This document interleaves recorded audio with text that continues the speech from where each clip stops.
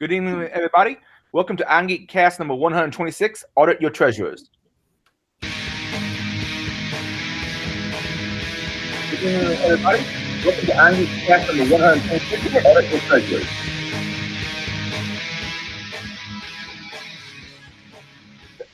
That's my level of professionalism. I forgot to mute that. It's like a weekly tradition now.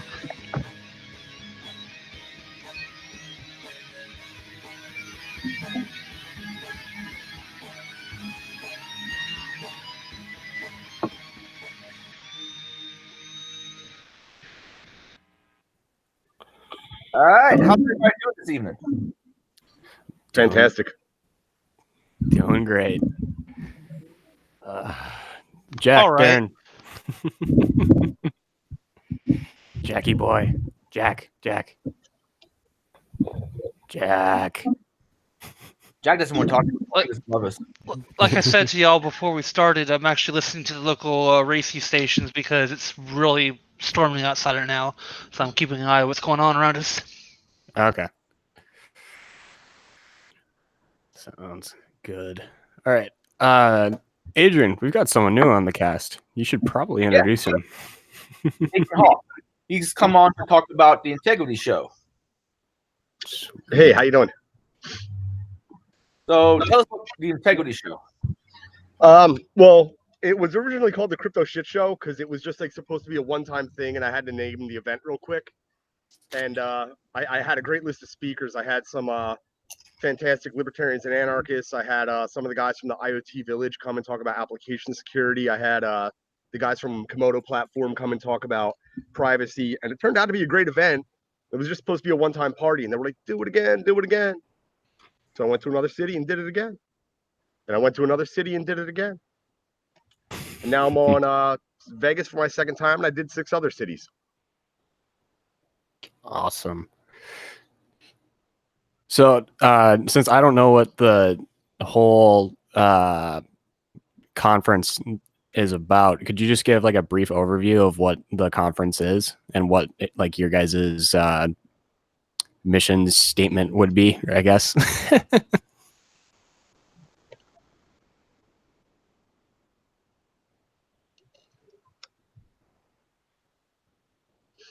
Did you hear me okay?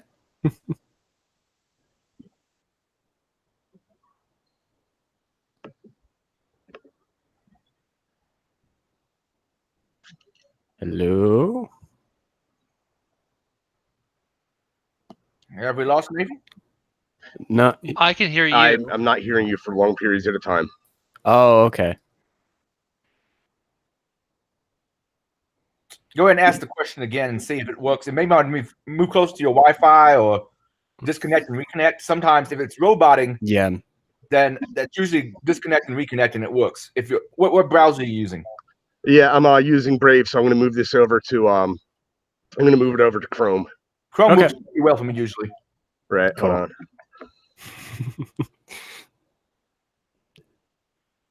Hold on. Technical difficulties.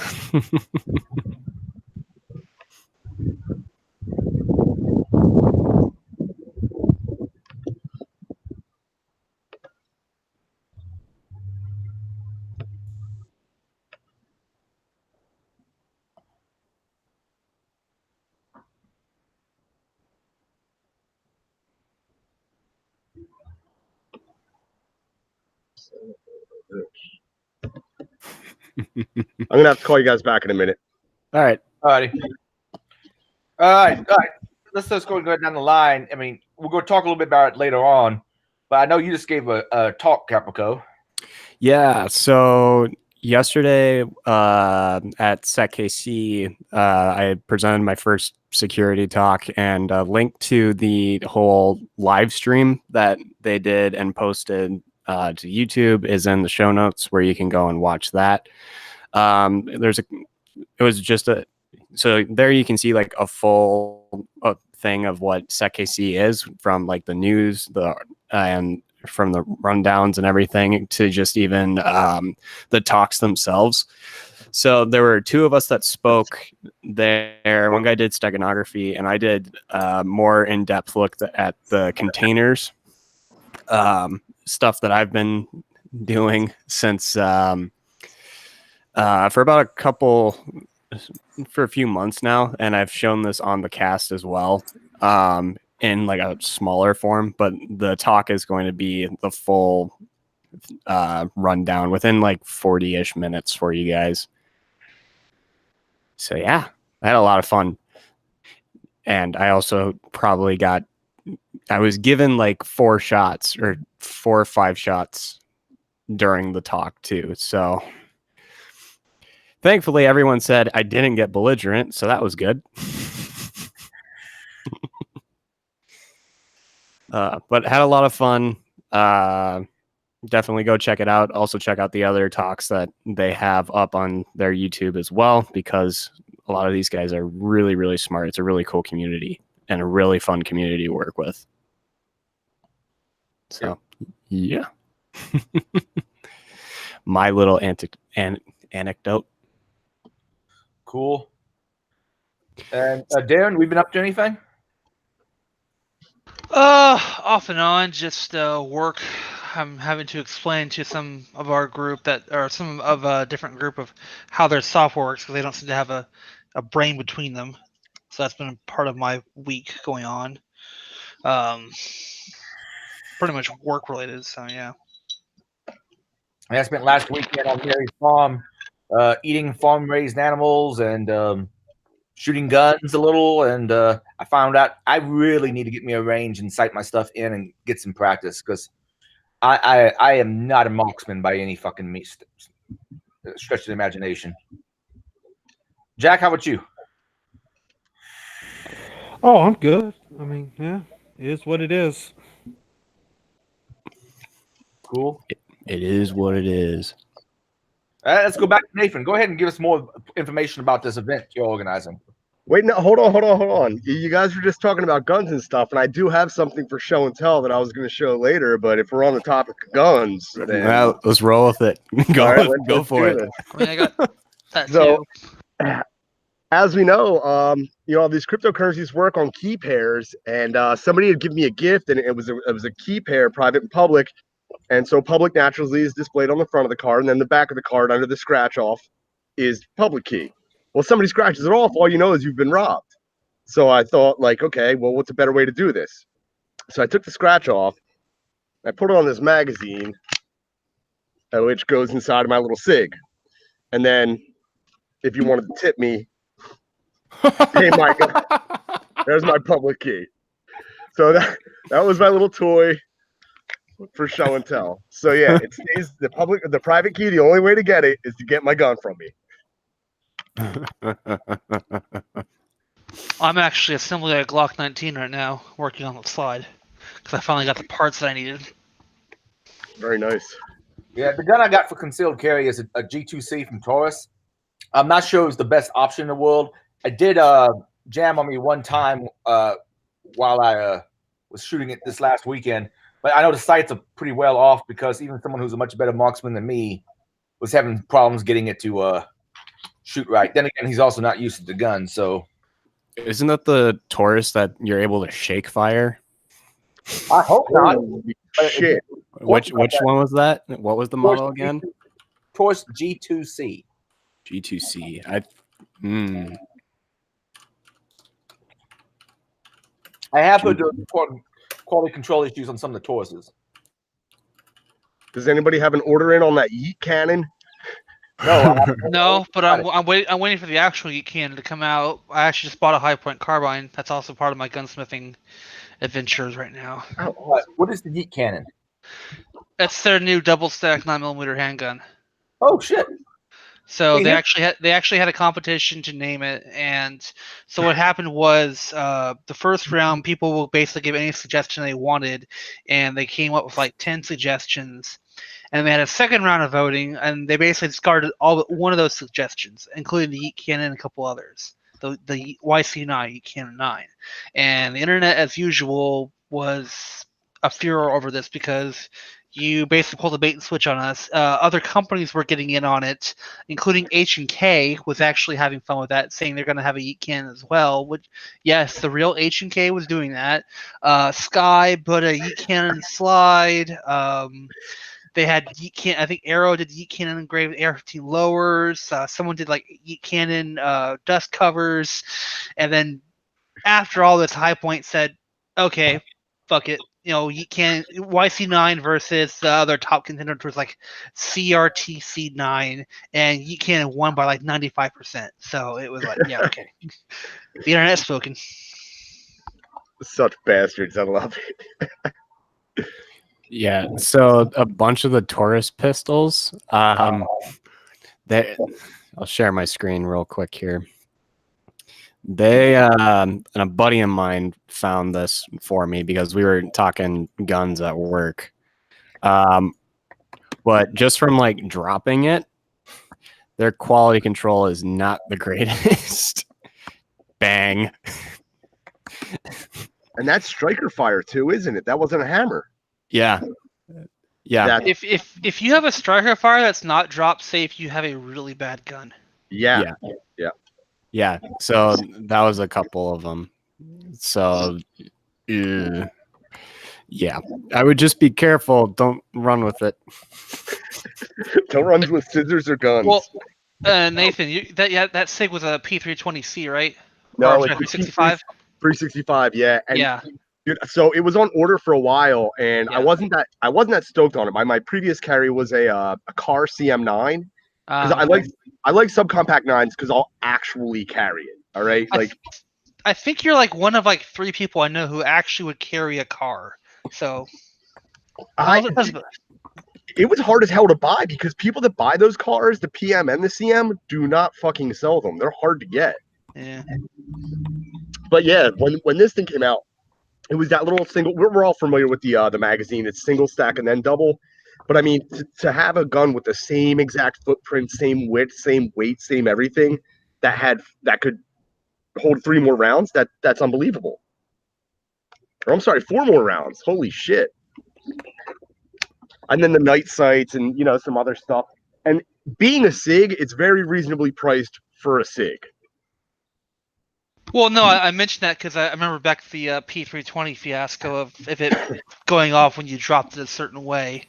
So there was that whole furor as well. Yeah, this thing was really looked forward to, and there were a lot of orders in for it, like pre-orders, and it had a return to battery issue out of the first run, and so they took it back to the lab, and I think they really, really put a lot of work in on it. Yeah, I heard some people were having problems with like limp wristing it, or like to the point where it's very sensitive to limp wristing, so it would not go into battery or it would not extract if you did those kinds of things. So yeah. Well, I'm happy with my SIG. I still love my car, but like I don't want both of them. I only want one carry piece, I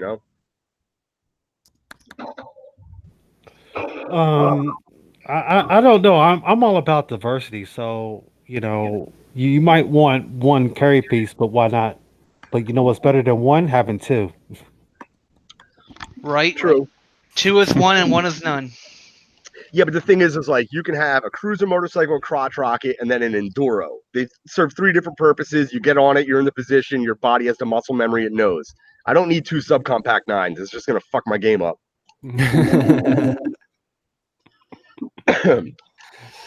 Oh man. I have to be careful with subcompacts and compacts in general because I've got giant fucking hands, so they can be very uncomfortable to shoot. I find the smaller they are, the easier it is because I hate having my pinky on the gun. I hate that. I can't I shot my I probably put 300 rounds, 400 rounds through my XVM compact one evening, and by the end of it, my hands were just like, fucking kill me. It sucked. Yeah, no, they do get cramped up and everything. Another thing is I pretty much use my hands as a cradle. The gun sits in there and I'm popping. So I'm not. Whatever.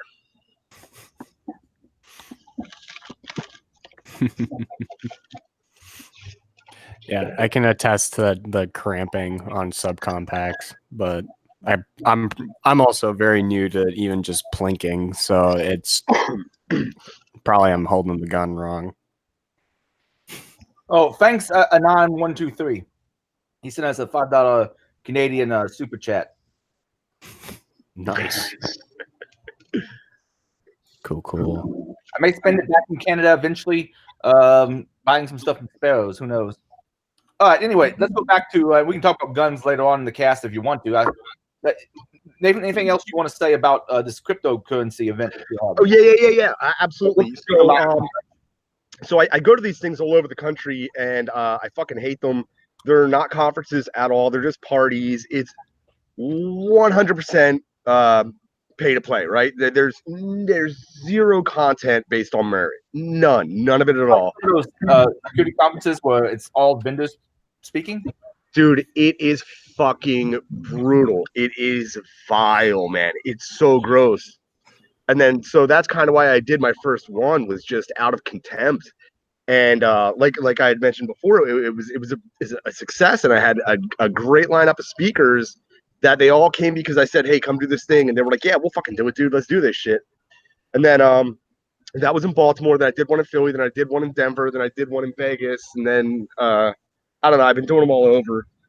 I'm coming back to Vegas again, naturally, for DEF CON and everything. I'm organizing with the Blockchain Village instead of the IoT Village this year because I'm just like all in on crypto. And there's a lot of parallels between the two things because, you know, going out to all the security conferences, DerbyCon and stuff like that, you watch the technical talks, and it pretty much goes like, okay, here's the material, Q&A, I'll do an interview, and I'm fucking gone. In the IoT Village, people would go up and they would present their technical material, but then they would go, okay, here is like an appeal to a vendor. Here is an appeal to the legal teams representing them. Here is some stuff interjected about like stop being abusive with coordinated disclosure or whatever the topic is. But it wasn't just the raw appeal. And the reason that was exclusive, in my opinion, to the IoT Village is because there was like rush to market and just like market hysteria and fervor. And there's this same exact fucking thing with cryptocurrency. And I'm just like, all right, I've played this game before. I'm going over there now. So I'm just going all in on. I'm also, you know, like libertarian anarchist guy, so I belong there. Right. That is our corner. I will sit here with all of my digital currency in this back corner. It's mine. Right.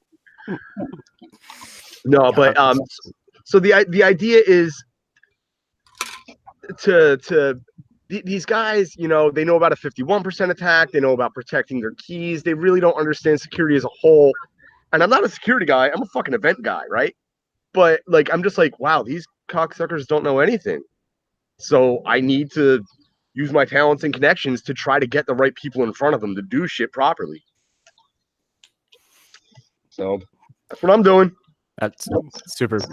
That's awesome. And it's also kind of funny that you're on the show because one of the vulnerabilities that we'll talk about later is Monero got popped because they could you can basically, before they patched it, you could basically say, hey, I mined this specific block, and that block has never existed before, and they could make transactions between people using that block.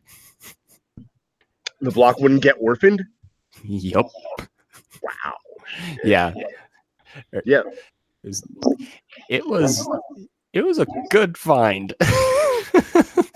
Those guys got like $4,000 for it though, which I'm like, that could have been much worse. I think you should have given them a little bit more.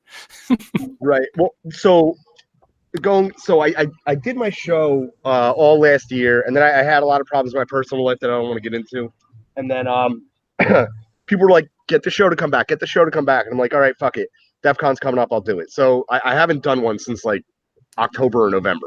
So I'm going to do one. And one of the things I want to do is, rather than like a bug bounty, I want to have awards. So while the show's always going to have a theme, be it what's a full payment resolution, or this theme's naturally going to be security. I'm going to do an aerospace one for projects that are trying to get satellites up. So I'm doing all these themes. but I always want this stage to be a place where people that contribute to open source solutions or people that have fresh security research can come collect accolades and also get money from a fund, like a reward fund, an award fund, not quite a bug bounty at all. But so the idea is incentivize people to go out and do work other than just like scan for low hanging fruit on a bug bounty, but like promote research and reward research. Yeah, that's always been my kind of problem ever since bug bounties came out. It was like, okay, cool. Everyone just, whenever a bug bounty comes out, they would just find anything and everything that was low hanging, report it back, and that was it. But with the stuff that, like with this Monero thing that I read up on, these guys like spent months and actually went into the kernel or into the source code itself, and we're like, hey, if it's this code, like this code does this, and we can actually inject here and all this other stuff. Like there's actual research that went into it instead of I put script tag here, therefore I am a hacker now. Yeah, it's really weird. Did you see that ether combing research a couple months ago? Ooh, the weak key generation. Ether key. Sorry, say that yeah. again. So the research was done on Ethereum, but it should be chain agnostic. Just the researcher, also named Adrian. He used to hack under the name Manfred. He's been hacking virtual currencies forever, right? In MMORPGs. You know who I'm talking about? I just pulled up the article. I think I saw this a while ago, but yeah, Adrian Bednarik, I'm hopefully getting that right, was mulling over ways to steal cryptocurrency Ethereum, and he found that dead simple key had in fact once held currency according to the blockchain, blah, blah, blah, blah. But cash had already been taken out. And okay, so a black hat had already done the work. And was stealing the ether, right? Yep. So he found this ether bandit who had like over 90 million in ether. And then so he talks about his research and he presents it. And then that was actually my last show. That was San Diego, November 8th, I think. Shit, I can't believe I just remembered that. So he presented that there, and then Wired was like the media debut, and that I think was just like 3 months ago. But everybody came back from the cryptocurrency and blockchain community. Everybody came back and they were like, well, why don't they hack back? Why don't they do this? And it's like, dude, do you have any idea how much time that took? Do you have any idea how expensive it is? The probabilities of finding the guy, very low. Yeah, and as someone who's tracking in Vegas, because these guys need to fucking get a better grip on what actual security is. Yep. As something that I think I've touched on, and I touched on it in the talk that I did last night. It is very difficult to find and or track people unless they're being really, really dumb. Like if they're like keeping OPSEC best practices, it's a lot of work. Like, and you can't just do it as one guy. Or if you are doing it as one guy and you are catching people that way, you're probably not working privately and also have a lot more resources. Well, so it's funny because I was talking that panel I was talking about that I was on up in New York a couple weeks ago. Where, the whole deal with that was we were talking about privacy and how privacy should be a default thing. And that's like that guy Fluffy Pony from I guess he's like the big talking head from Monero. You know, he gave a talk on that last year it was the inaugural year of the Blockchain Village DEF CON, right? And so he did a talk on that. And so it's like, okay, privacy should be enjoyed by default, provided you're going to do as much legwork as possible, right? There's always going to be people that are going to hack away and hack away and hack away and find a way. But Ethereum has never had an update, and it's had very few things implemented on it that didn't have like criticals exploited. So it's like, well, the Ethereum blockchain would be much worse off if there was shielded transactions, because there's just vulnerabilities fucking everywhere. All the token projects that sit on top of it. I know a lot of the assholes that fucking run these things, and that's why I'm doing this show. Yeah, isn't the guy who created the Ethereum blockchain, he's not on that project anymore, I thought. Vitalik, yeah, I believe he is. So they have a very centralized foundation, and like they tell their miners what they have to do if they want to stay relevant and on the chain and everything like that. It's really fucked up. I personally hate Ethereum. It's garbage. But Vitalik's an interesting guy because here's a guy who started like publicly coding the Ethereum blockchain when he was like in his teens, right? Yeah. So he's basically been told his entire adult life that he's a genius and he's a god and he's infallible. And he's just creating dog shit after horse shit. If anything, Ethereum serves best as a test bed for making examples of motherfuckers. The future of of probably some sort of government-backed cryptocurrency. Tether? Yeah. Hello. Libra? Yep. Everything could, yeah. That's my biggest fear, and that was actually something that I had originally got the idea from when Mr. Robot, when eCorp decides to make eCoin. I'm like, ooh, no, I don't like that at all. Because then it's like, that's your own centralized currency. No, I don't want a company having that. It's terrifying. So hold on, I did prepare some notes earlier so I can just get this fucking information out there, right? So I have a whole bunch of speakers. Some are still tentative. Do you guys know who .0 is? I am not familiar. All right, it's Mike Hammer. Dude from AG. The guy's been fucking giving talks for decades. Awesome gray beard. Last year he did an awesome mind fucking of the entire crowd. When I did the show last year in Vegas, he did an entire like convenience versus privacy thing and pretty much shit down the brains of all the children. Nice. I'll have to look him up. He's absolutely fucking brilliant and a really nice guy. Kat Valentine, freakersneakers.com. Yeah, she's gonna be coming out because I want her to introduce the idea of compliance to all these immature, schizophrenic, screaming companies that have no idea what they're doing in cryptocurrency and blockchain. So it's like, if you guys want to be free and you guys want to be all fuck the Fed and everything like that, the idea is that you're gonna have to do better. You're gonna have to be more than compliant. You're gonna have to be above and beyond. Alan Friedman, he gave me a soft yes, and he's a lot of fun. Yep, heard that name before. That'll be cool.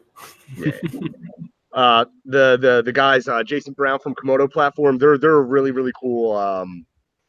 They use the zero knowledge hashing from Zcash, and then they're like a fork of the Waves chain, and they're just really forward with smart contract shit, but like actually going for smart contracts, like distributed autonomous organizations, not just like fucking ERC-20 fundraising campaigns.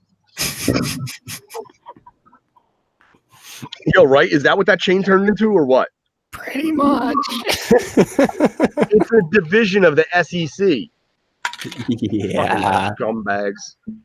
So anyway, like I said, I've been organizing. I've been helping curate content and organize with the Blockchain Village this year. So a couple of those speakers want to speak at the event too. So we have Mila Paul is going to talk about Alice and Bob's Big Secret. That's the name of her talk. And then Derek Moore is doing a talk called A Single Global Utility Blockchain and Crypto System, which sounds like it might be horrifying. Sounds dystopian.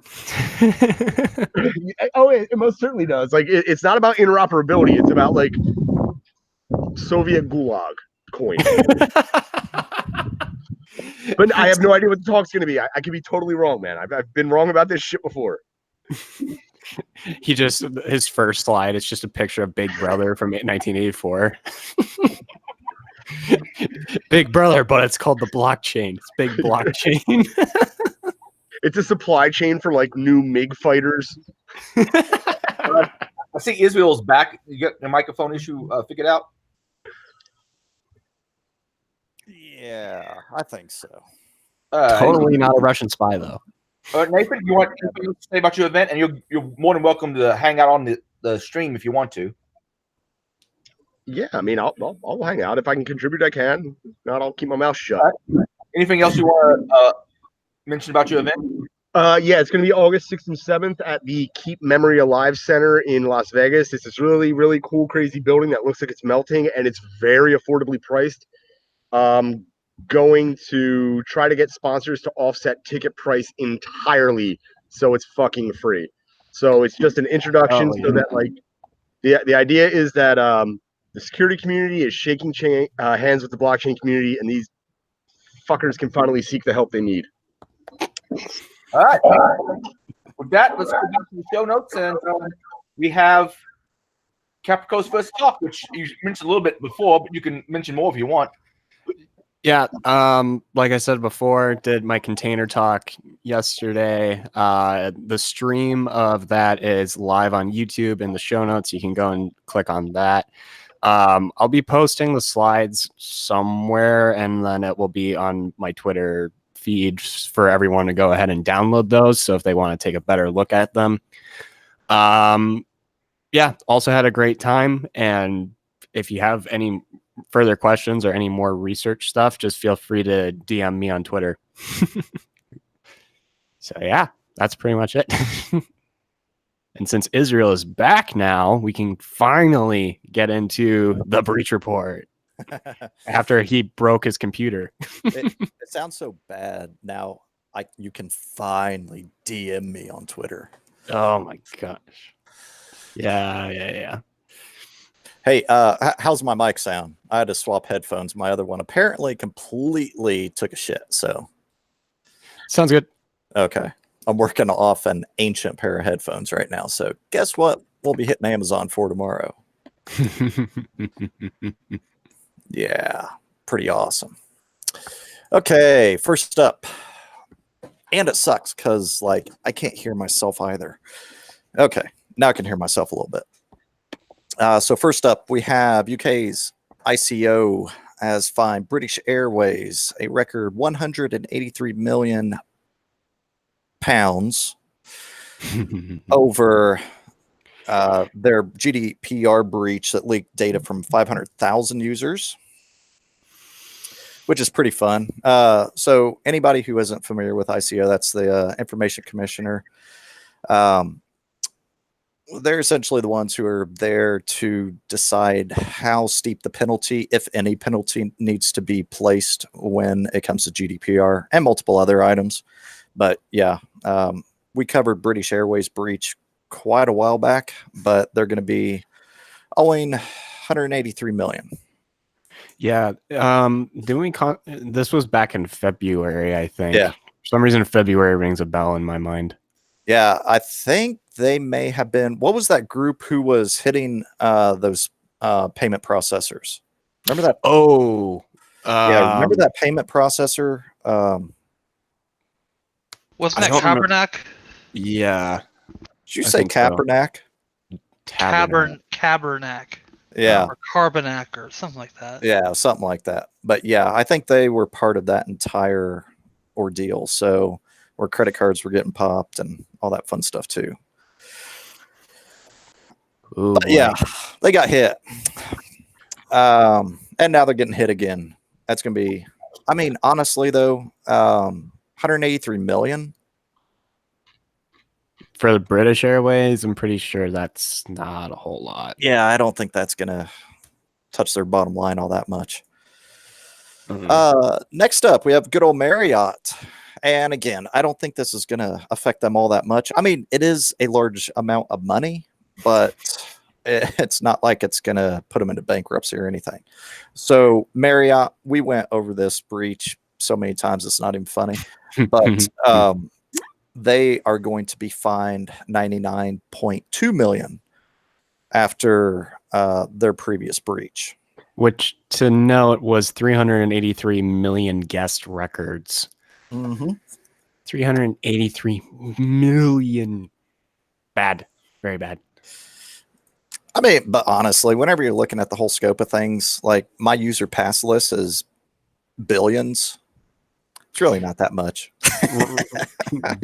Yeah, but that's still like if you take 383 million and go to your couple of billions, that's still a fairly large percentage. Yeah. I'm messing with you. Yeah, that's a shit ton. That's just absurd.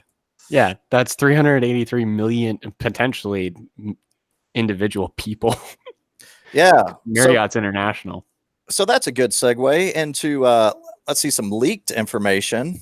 Unprotected Mongo database leaks 188 million users' data.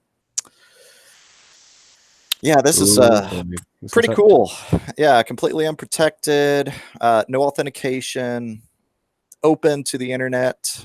And the data included stuff like first name, last name, aliases, and past name, email address, physical address, date of birth, court and bankruptcy notes. Holy crap. Phone number, social media profiles, political affiliations, race, religion, skills. You know, hopefully some of you guys out there have some skills, because if you do, they were included. Gender, current and past employers, automobile and property. Moreover, I just love this next line. Moreover, the database exposed 800,000 records belonging to LexisNexis, which included names, past names, addresses, gender, parental status, short biography. You get a short biography. Damn it. I wish I had a long biography. Yeah, no kidding.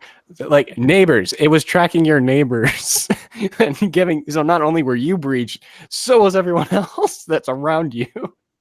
Yeah. I mean, it included a treasure trove of information, and we'll just throw it out there open to the internet. Oh boy, this is gonna be rough. Impact of this breach. I think we already covered that with just this. Yeah, but wait, there is good news. The database was finally secured by its owner on July 3rd of this year. Excellent news. Whoa. Oh, and it's that same dude, Bob Tachenko. If you ever hear us, I'm sorry if I butchered your last name. But he has found a boatload of leaked databases, unprotected databases, and then potentially leaked information that we've covered. So, yeah, good stuff. This is getting a little out of hand. Yeah, I mean, but what? And even if it's just like an unprotected Mongo DB, this again, it's I don't know. Every time that we talk about one of these, and when they're like really big, it's always the stupidest, like smallest thing that they get hit for. Yeah, but this isn't stupid or small. I mean, like this is a consistent thing that we talk about, and that's the issue, is that we have to consistently talk about it. You know, and it's not like we're talking. I mean, 80,000 records is still a lot of records, but you're talking millions of records, and we still have to talk about it. And the people who own this data are still leaving it exposed. I mean, and that's not even like that's exposed on the ClearNet. That's not even. That's just like straight up exposed. Come on. Yeah, it's like who is going into this thinking this is a good idea? Okay, let's stand up a database. We're going to have it accessible to the internet. Okay, that's all we need. In today's day and age, when I mean, Home Depot was one of the most, largest scale, one of the earliest that made massive news and just scared the shit out of everybody. But we've had dozens since then. Yeah, and Home Depot, Target, Equifax, Facebook. Yeah, like Google's had some stuff. Like, where is the breakdown? There's a breakdown and we're not going to be able to answer that, but there's definitely a breakdown somewhere. So now, obviously, a breakdown in security, because otherwise we wouldn't be talking about it. Well, that's the issue. There was no security. Yeah. And definitely. When are companies going to realize that they need to get that security in place? When post incident when they say, "Oh shit, we got caught with our genitals out." My goodness, Jack making it so PG. Man, it's amazing. For once. No, I'm kidding. No, Well, no, no, I'm second serious. time. No, I'm serious. It's always well, we don't need it, and it's security as an afterthought until. Right. I mean, I get that back whenever breaches were not the norm, but today's day and age, breaches are the norm. But nowadays, most people in C-suites are like, "Hey, we got insurance, and let's hope nothing ever happens." And it happens to everyone else, and they just don't worry about us. Or we got all this compliance. We've got all of these different compliances that we're meeting, and we'll be secure based on those compliances. And if that is the case, that your C-suite is holding hard and fast and dear to that insurance policy, and you work in security, get your ass out of there. Mm-hmm. One, they probably haven't even read the insurance policy. You probably don't have a level of security that the insurance policy will come in and give full reparations for because you didn't meet their minimums. I would say, there was actually a case a few weeks ago, I think we covered it on here, where there was a company that was basically found to have been negligent, and so their insurance would not cover them or would not cover them fully. So it was like, well, sucks to be you. Yeah. And if that is the mindset of the C-suite, that we're going to go to insurance, like I wouldn't work there, because I mean, they are the final decision makers, but too, you have a decision on where you work. But if they are relying on insurance, you're talking lost productivity for employees, potential loss of data, and who knows how much that's going to cost, but especially if you're under any compliances such as HIPAA or PCI, because then you're going to get hit. You're going to get hit with multiple fines just on that alone. Not just fines, but if, like, for example, the HIPAA, you may go to jail. That you may end up getting criminal penalties if you're like acting negligent with that kind of important data. Yeah. So insurance won't help you get out of jail. No, I'm just saying a hypothetical situation that might or might not have taken place within the company. Anywhere at any time. Right. Where the risk managers came back and said, let's do this, this, and this to mitigate this problem. And they said, no, we'll just get insurance and not worry about that. Yeah, well, Tucktail upped and left. I mean, because if you're working in security, eventually you will be breached. That's the age and day that we live in. Eventually you will be breached. Now, there are things you can do, companies you can bring in to help lessen the amount of that. They may be able to keep it to a single or, a VLAN worth of systems. Just depend upon what your security is and the maturity of it. So it can definitely be isolated and reduced. But if that's your management's thought pattern, is that we'll let insurance take care of it, that's, that doesn't normally align with a security practitioner's mindset. Yeah, no. Yeah. Okay. And with that, let's hit SmartMate database leak. And honestly, I've never heard of these guys. I posted the Twitter link to Catalan, I guess, but this leak included usernames and MD5 hashes for Orvibo SmartMate platform, geolocation data, IP addresses, customer names, password reset codes, device info. And then if you click through the ZDNet articles within the Twitter link, it's saying on ZDNet billions of user records. Oh my God. Okay. So I know exactly what this. Oh boy. Are you at liberty to say? No, well, Okay. it's nothing bad. I remember researching. So the front end that you see in that tweet. Yeah. I'll share my screen real quick here. Yeah, because this is like a home management platform where you should be able to pull in like your Alexa and your Google Home and your Nest and the database that's what it's running on is Kibana, which is the front end that works with the Elasticsearch stuff. Yeah. And a while ago, I was researching some stuff because I found this within an engagement and found out that there was a way that you could actually upload your own shell code and stuff to it, or also like do local file inclusion within it in some cases where it was misconfigured. So that's what you're seeing here in this cat/indices.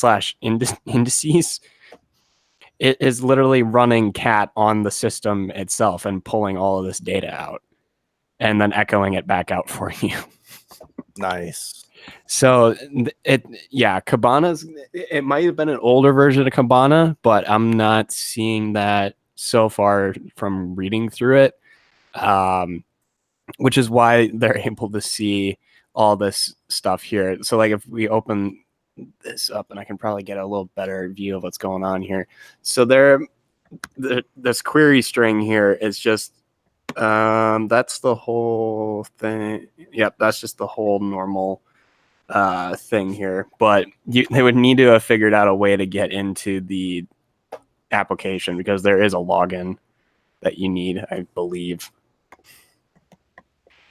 But I don't think it's on by default because there's some weird thing with Elasticsearch and things with Elasticsearch that are like, yeah, we don't need authentication.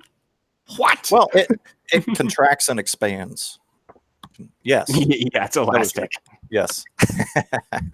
Yeah. So that looks to have been the case here, which is why there's a way that you can just hit that, or it's just externally facing and people could just query into it without being authenticated.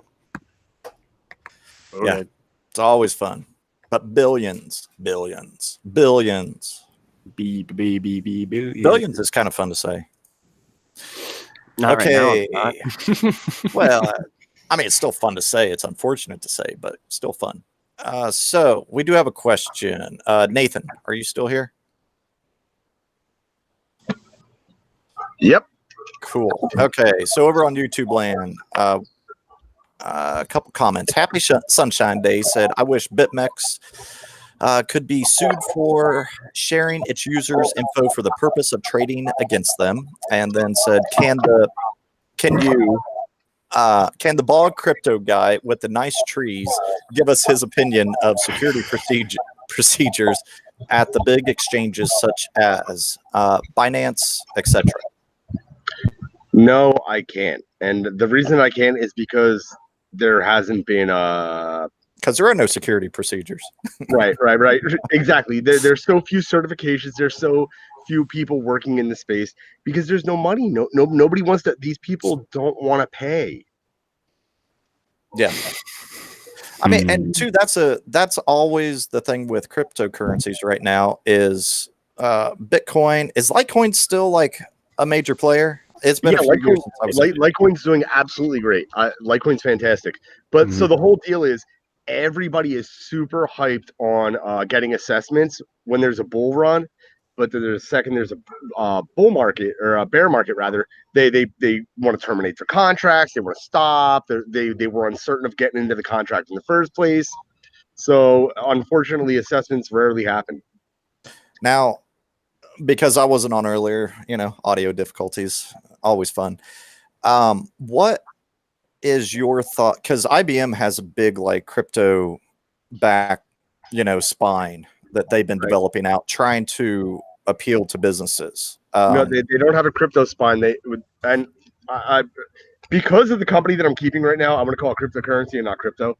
They don't have a cryptocurrency spine. They have an enterprise blockchain spine. So it's for the most part, a couple nodes that verify anything. So honeypots. Yeah. And then it's mostly supply chain stuff. If there is value created, it's not getting distributed by way of a cryptocurrency. Okay. Interesting. I mean, because I don't know. I know people who have talked about trying to sign on and do business with them, but I don't know anybody yet who's actually done it. So, well, I believe IBM's is called Hyperledger, and they do like supply chain for Walmart's produce, and like they do stuff like that. okay, cool. I remember hearing about that when that started. Right. So I was just down in San Francisco about 2 weeks ago for Bitcoin 2019, and I got to meet a professor that runs one of like Berkeley's blockchain initiative, and so there was no talk of cryptocurrency at all. There was only talk of blockchain, two totally separate things, and so pretty much it's a great application for supply chain, probably better than for currency outside of Bitcoin. Always got to throw that caveat in. Right.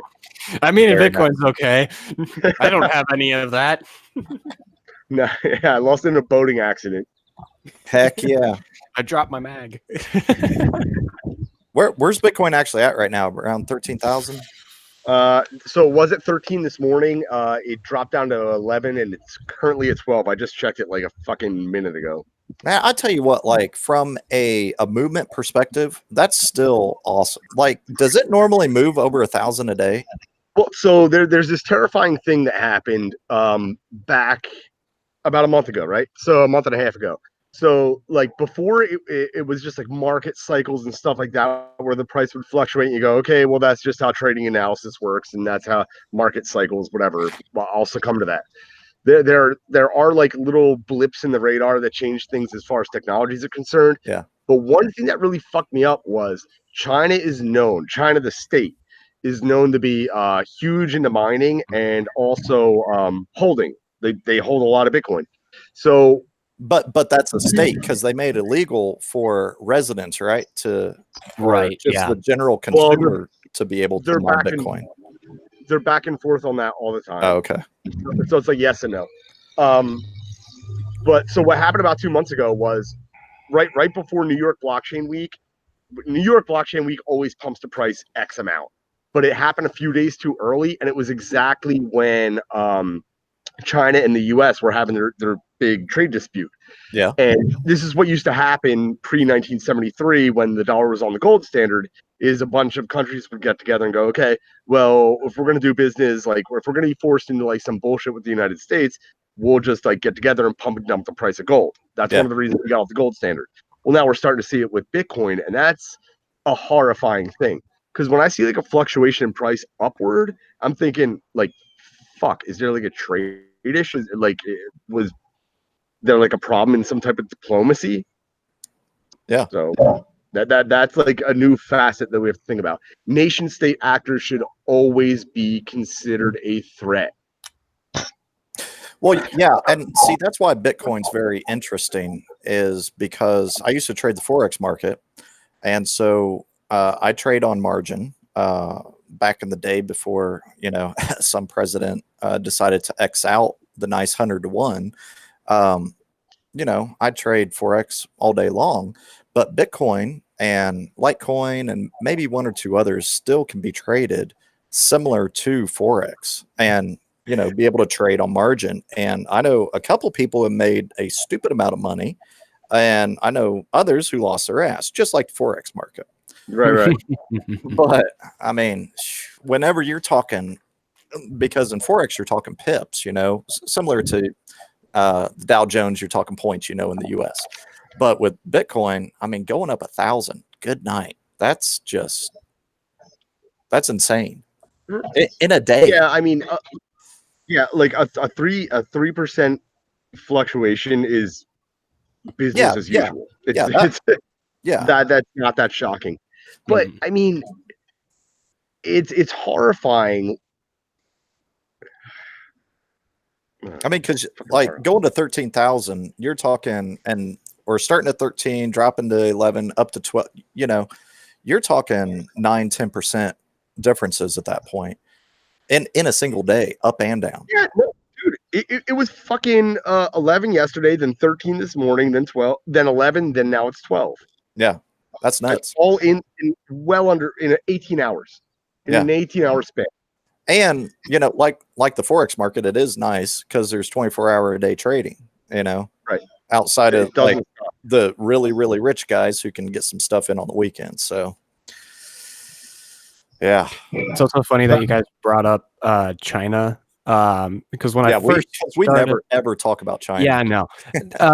Just more specifically on like their flip-flopping of yes and no's. The first time that someone introduced me to Bitcoin, and this is way back when I was still trending around like 1,000 the first time, and within like a week or so, China was like all the price that was set for Bitcoin, everything was being traded in a Chinese market at 1,043 or something like that. And then within like the next week after I heard about it, China was like, nope, yeah, it's illegal. And then the price of Bitcoin dropped 50%, like 50% down to 500 again. Yeah. I always bring up the nation state thing because like it's easy to point a finger at other nation states. India made it illegal for a little bit. Egypt made it illegal for a little bit. Poland made it illegal for a little bit. And I think a couple of people, like 2 or 3 people, committed suicide because they had so many holdings in it. But so like these nation state attacks have happened, right? But nobody ever points the finger at themselves. Like here in the United States, to say that it would be taxed without being repatriatized into a dollar is a nation state attack, and nobody wants to admit that absolute truth. True. I'm on board with saying that's bad.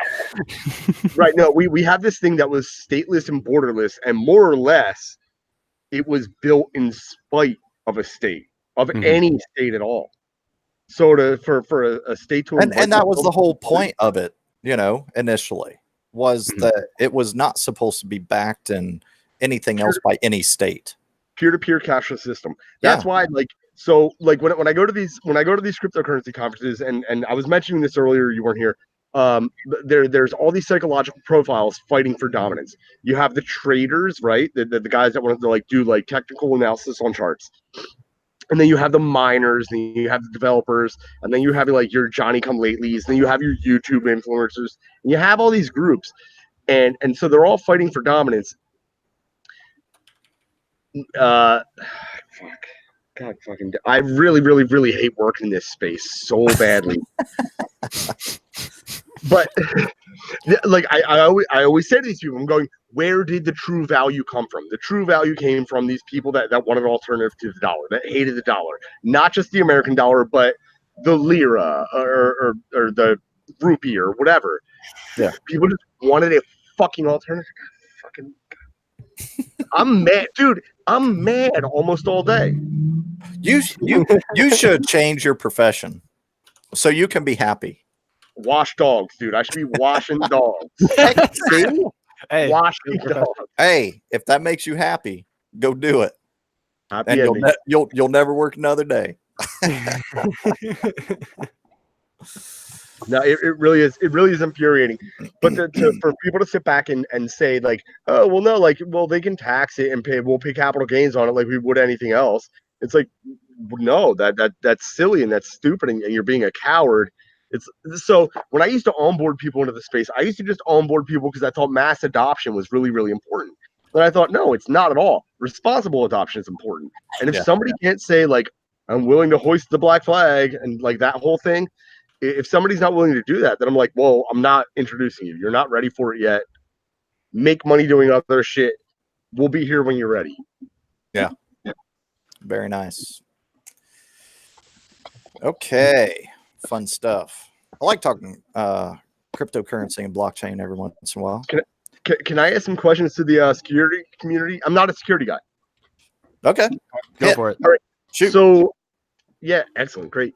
So, do you guys do you see it as like a bastardized shitty industry? Blockchain or cryptocurrency or both?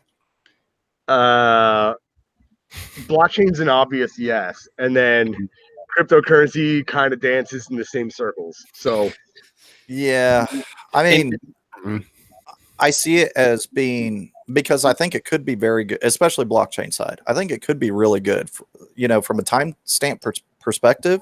Like you're not going to get any better than blockchain, but I think it's been so hyped with Bitcoin and cryptocurrency that there's not going to be a lot of business acceptance of it for years.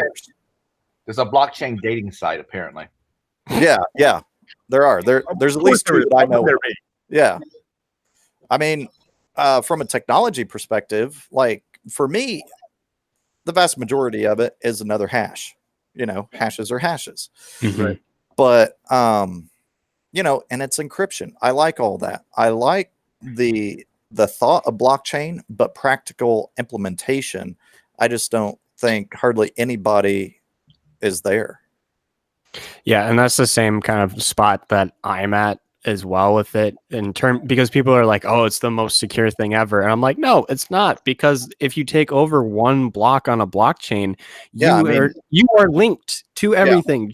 It's like you take a block. And two, if you do have that 51% and now you can influence it, like that is a vulnerability. Like, we got some questions in the YouTube chat. We should probably answer them. We already addressed those two.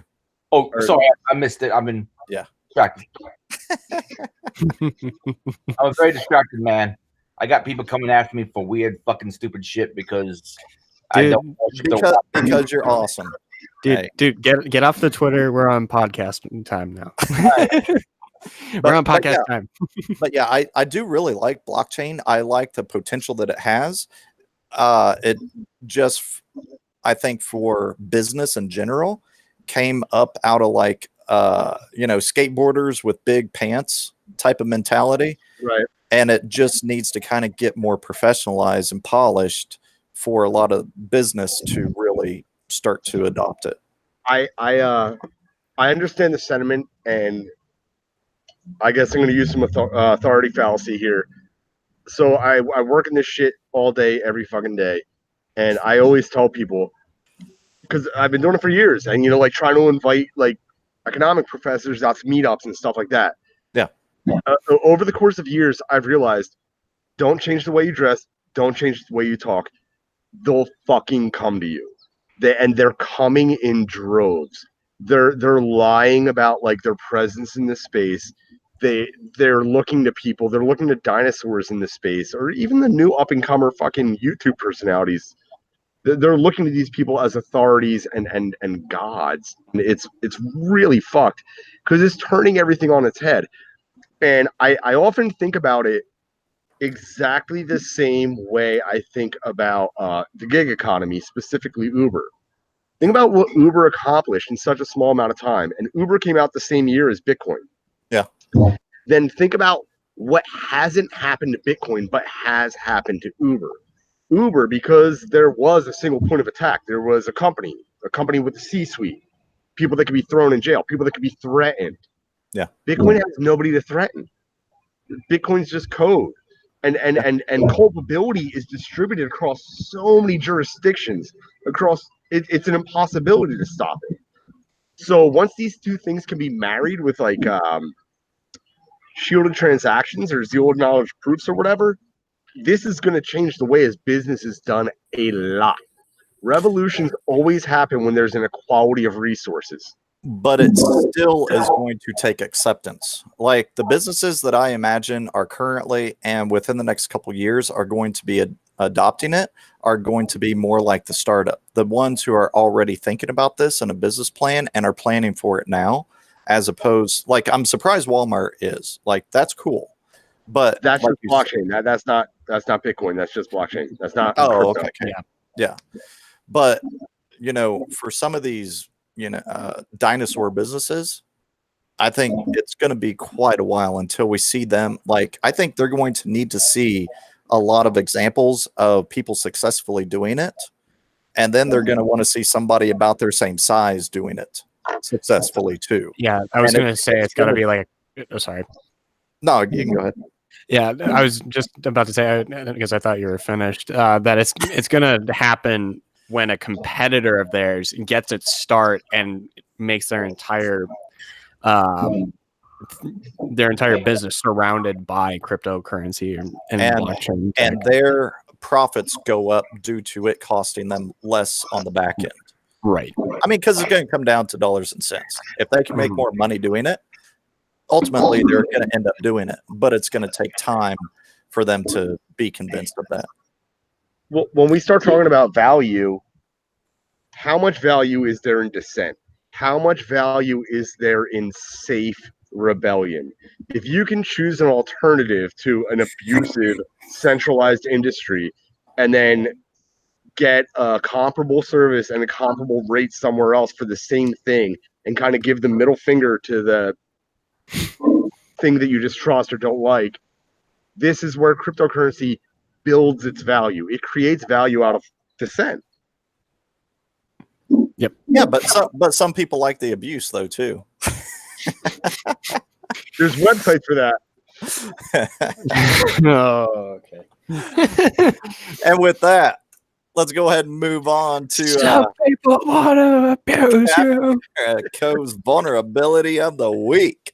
Yeah. All right. And speaking of mining, yeah, I mentioned it earlier. I'm gonna go ahead and share my screen again. So I mentioned it, and I might have butchered it, but Monday,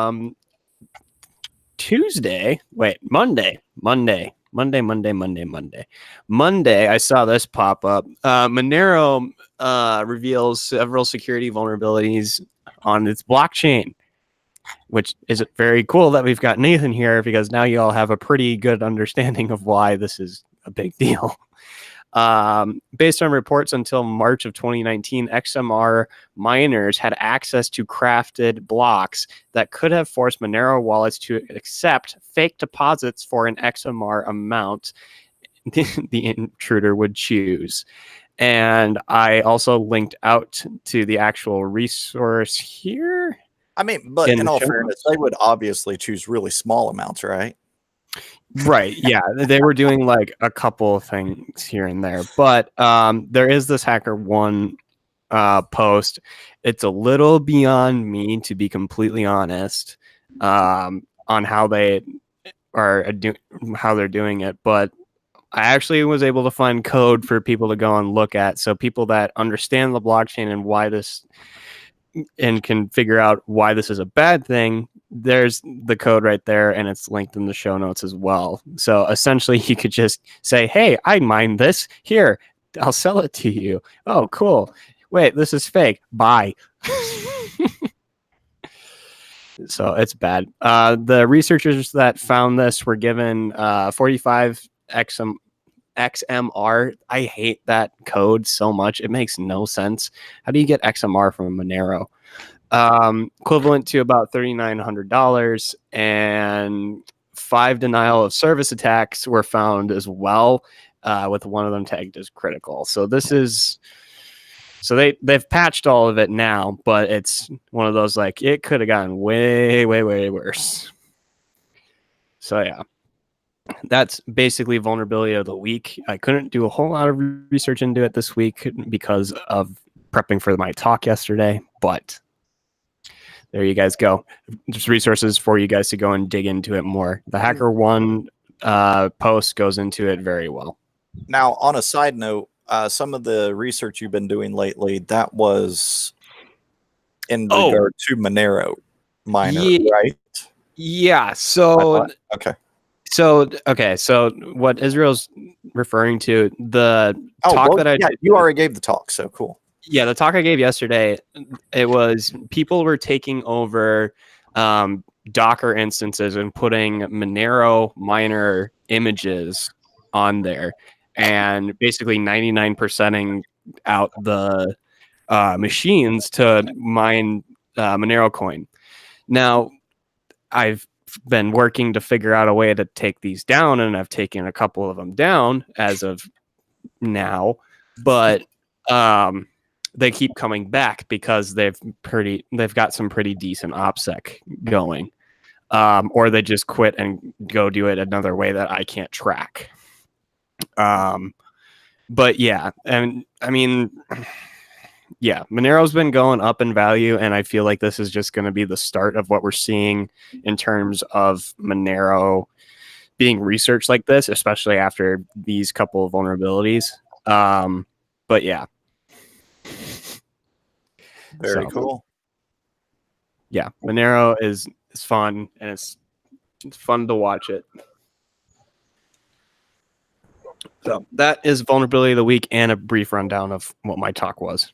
But Nice. Dun, dun, dun. We will hit some vulnerable stuff, and then there's one or two questions over on the YouTube that we will hit after vulnerable stuff. Okay. Who added zoom? Zoom. Let's go back to my room. You remember that song from the Caprico's too young to remember it, but yeah, he wouldn't remember. Yeah, I remember that one. Yeah, I'm a little young for that. Yeah, I mean, you are 12.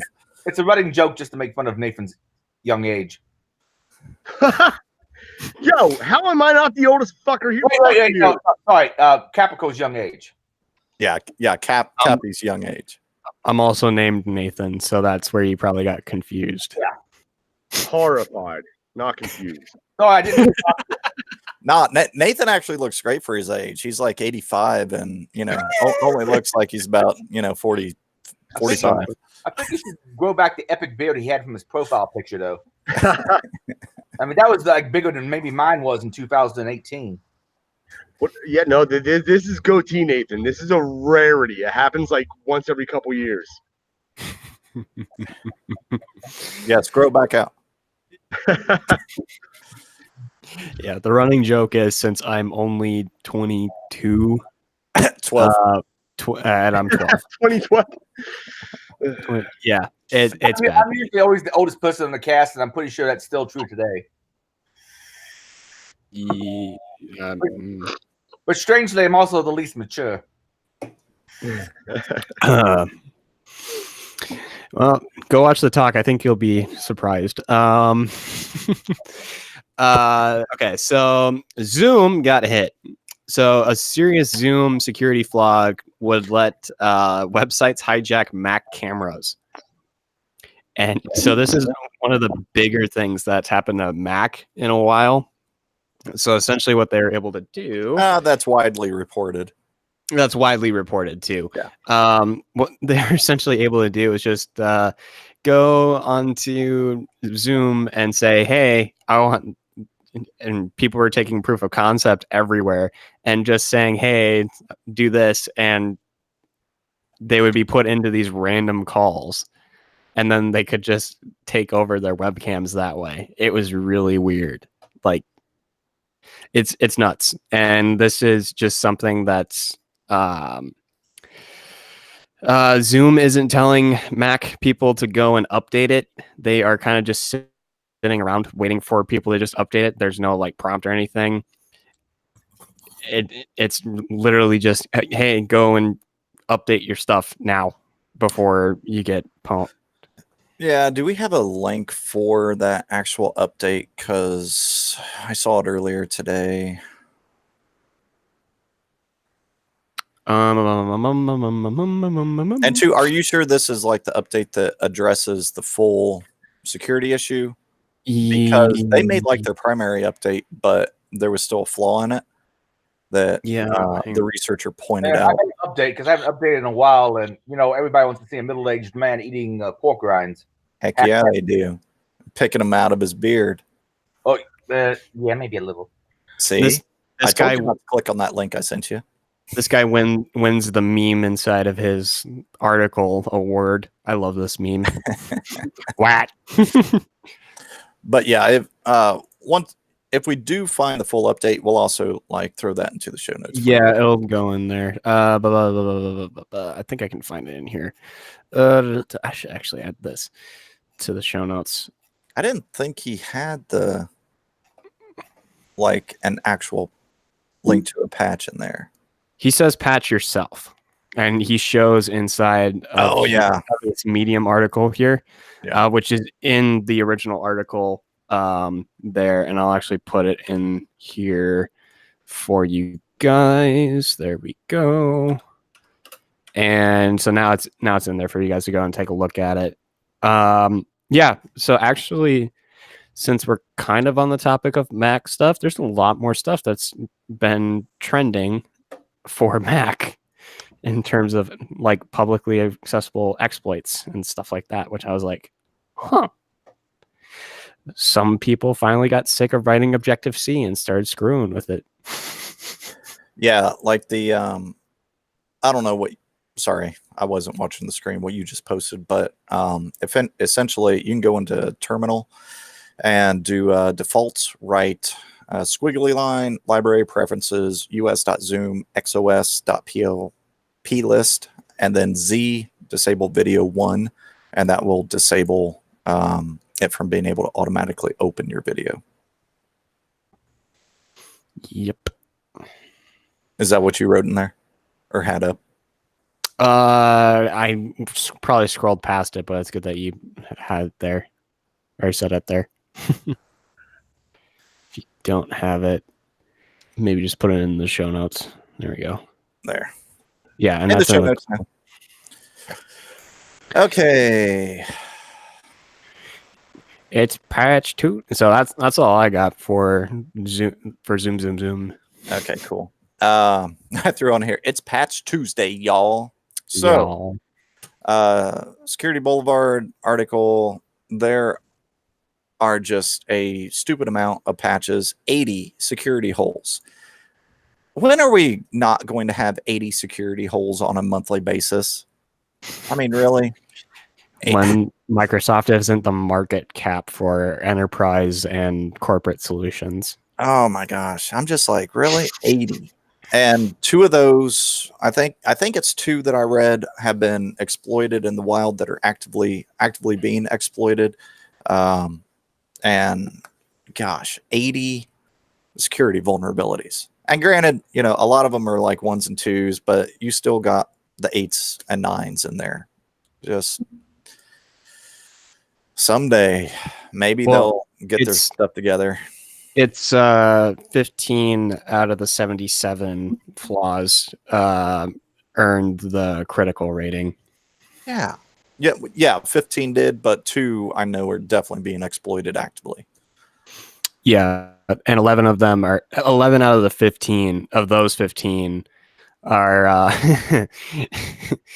in key components of the browsers built into Windows, namely Edge and Internet Explorer.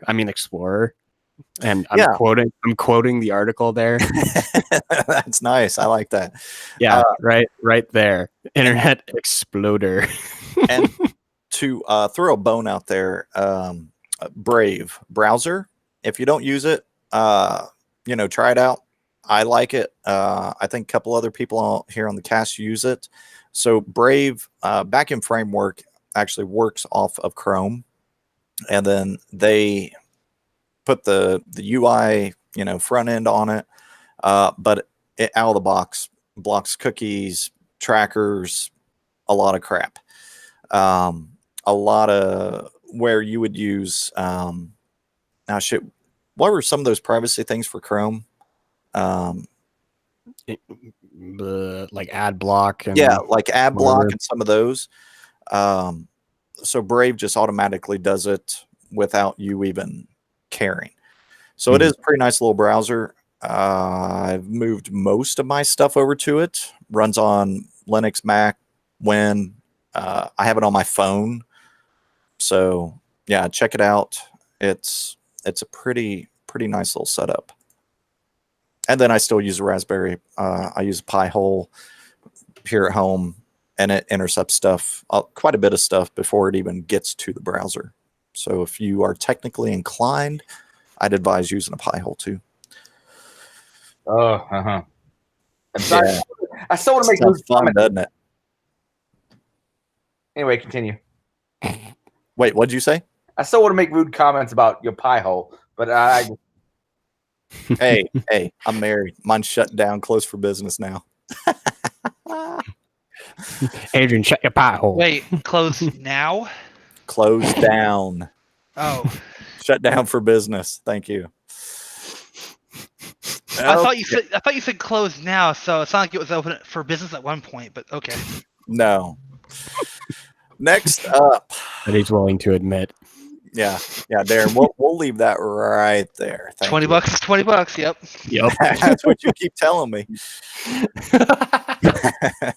Next up, ESXi denial of service vulnerability.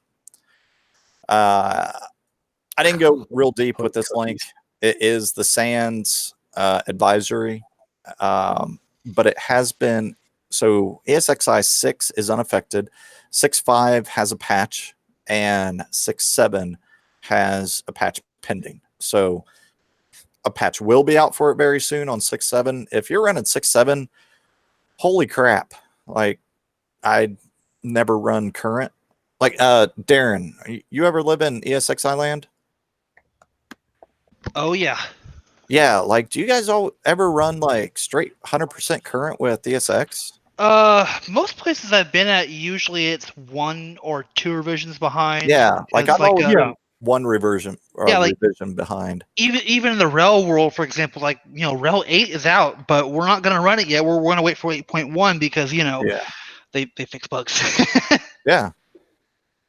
So if you guys are like cutting edge, I'm sorry from a everything perspective, but if you are running 6.7, the patch is coming.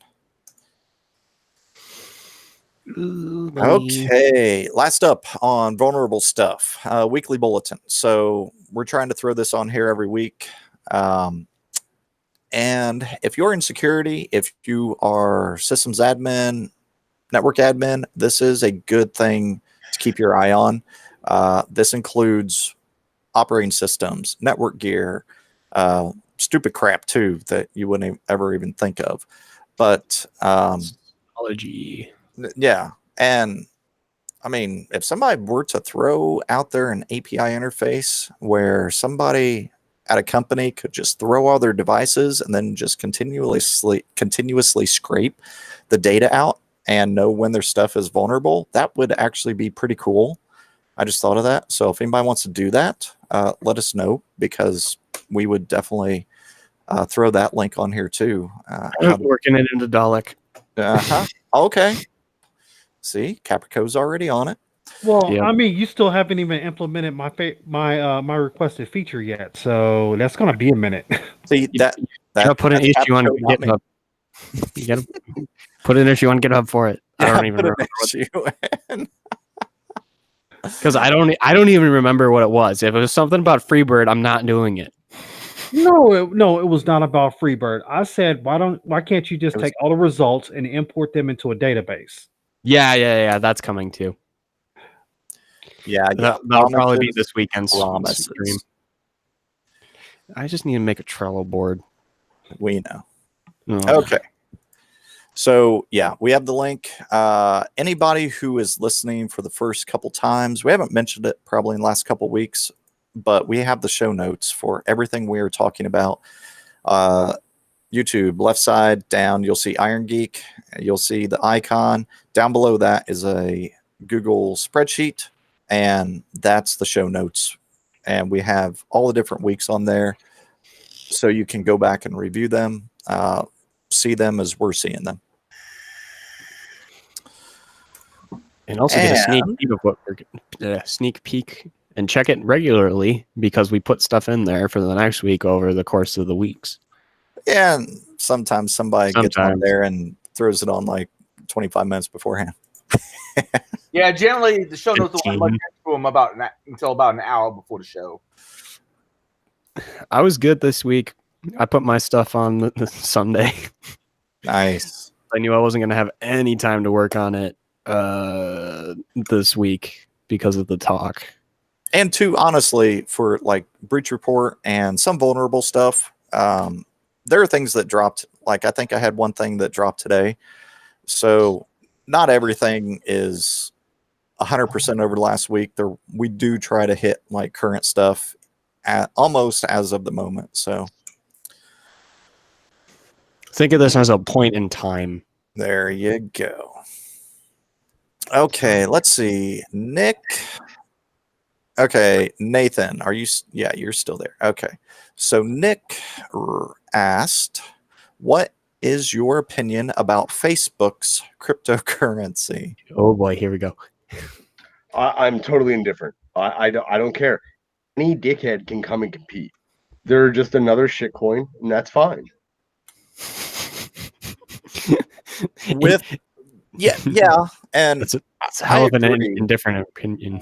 But just when I was supposed to get angry. No, I'm not getting angry. I'm just because you'll know better than I do. Have we had like organizations the size or like almost the size of Facebook try to do cryptocurrency? No, we've seen big. So what happens is big organizations, IBM for example, they'll create a blockchain, but then the cryptocurrencies, the tokens sit on top of that blockchain, right? And usually it's like node based rather than a whole shit ton of miners. Yeah. And so they're just like these little honeypots. I touched on this earlier. I'm not intimidated by it. I'm not threatened by it. If any way, I think it's just going to be like a stepping stone on people getting to the idea that fractional reserve banking doesn't work, and that's the reason that Bitcoin exists. Yeah. And fiat's fucked. The car company or just the currency? I think both. We'll go with both. From this point on, I think I want to refer to Nathan as Bitcoin. Like I feel like he embodies Bitcoin. He's the human representation of a bunch of hashes that have coalesced to create. So maybe cells. the blockchain does not actually live on computing systems. They actually live on Nathan, and just nobody's fully aware yet. If you had any idea how much of a Luddite I am. Holy My dog had to set up Google Hangouts so I could do this. All right. Oh, Gnome had a fun. I'll probably wait. Did you say your dog? Yeah. Yeah. Dude, like if Stupid Human Tricks, Letterman and Stupid Human wait, what was Letterman's like bit called? It was Stupid Human Tricks, but he used to have animals and stuff on there, right? What was that bit called? No, I can't recall. I mean, but it was similar to like Stupid Human Tricks, but it was animals, and I can't remember what it was called. But I remember that's the intro where to your the dog segment. should have been. I remember the intro to the segment. Yeah. I mean, it's like a dog knocks a guy into the pool, and that's like a trick. I'm fairly certain your dog could potentially make more money than you. You know, if he was able to set that up. Holy shit! That's a pretty low bar. Well, I mean, it's like, no, I won't say that, but that's almost like free money. Yeah, my dog's trying to teach me to speak. Shit, that was a bad joke. Fuck you guys for laughing.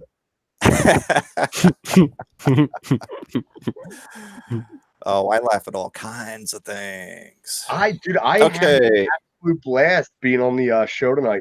I'm not gonna kid. Like, I was super intimidated coming on here because I know you're all like InfoSec guys and organizing all these events in the InfoSec industry for so many years. I'm really, really intimidated by you fucks. I know how smart you are and everything. I had a fucking blast tonight. Nathan, I'll give you some clue. I'm actually not professional InfoSec. It's kind of a secondary thing for me. So you're not alone. Don't feel afraid. You're a piece of shit. You're a fraud. Yeah.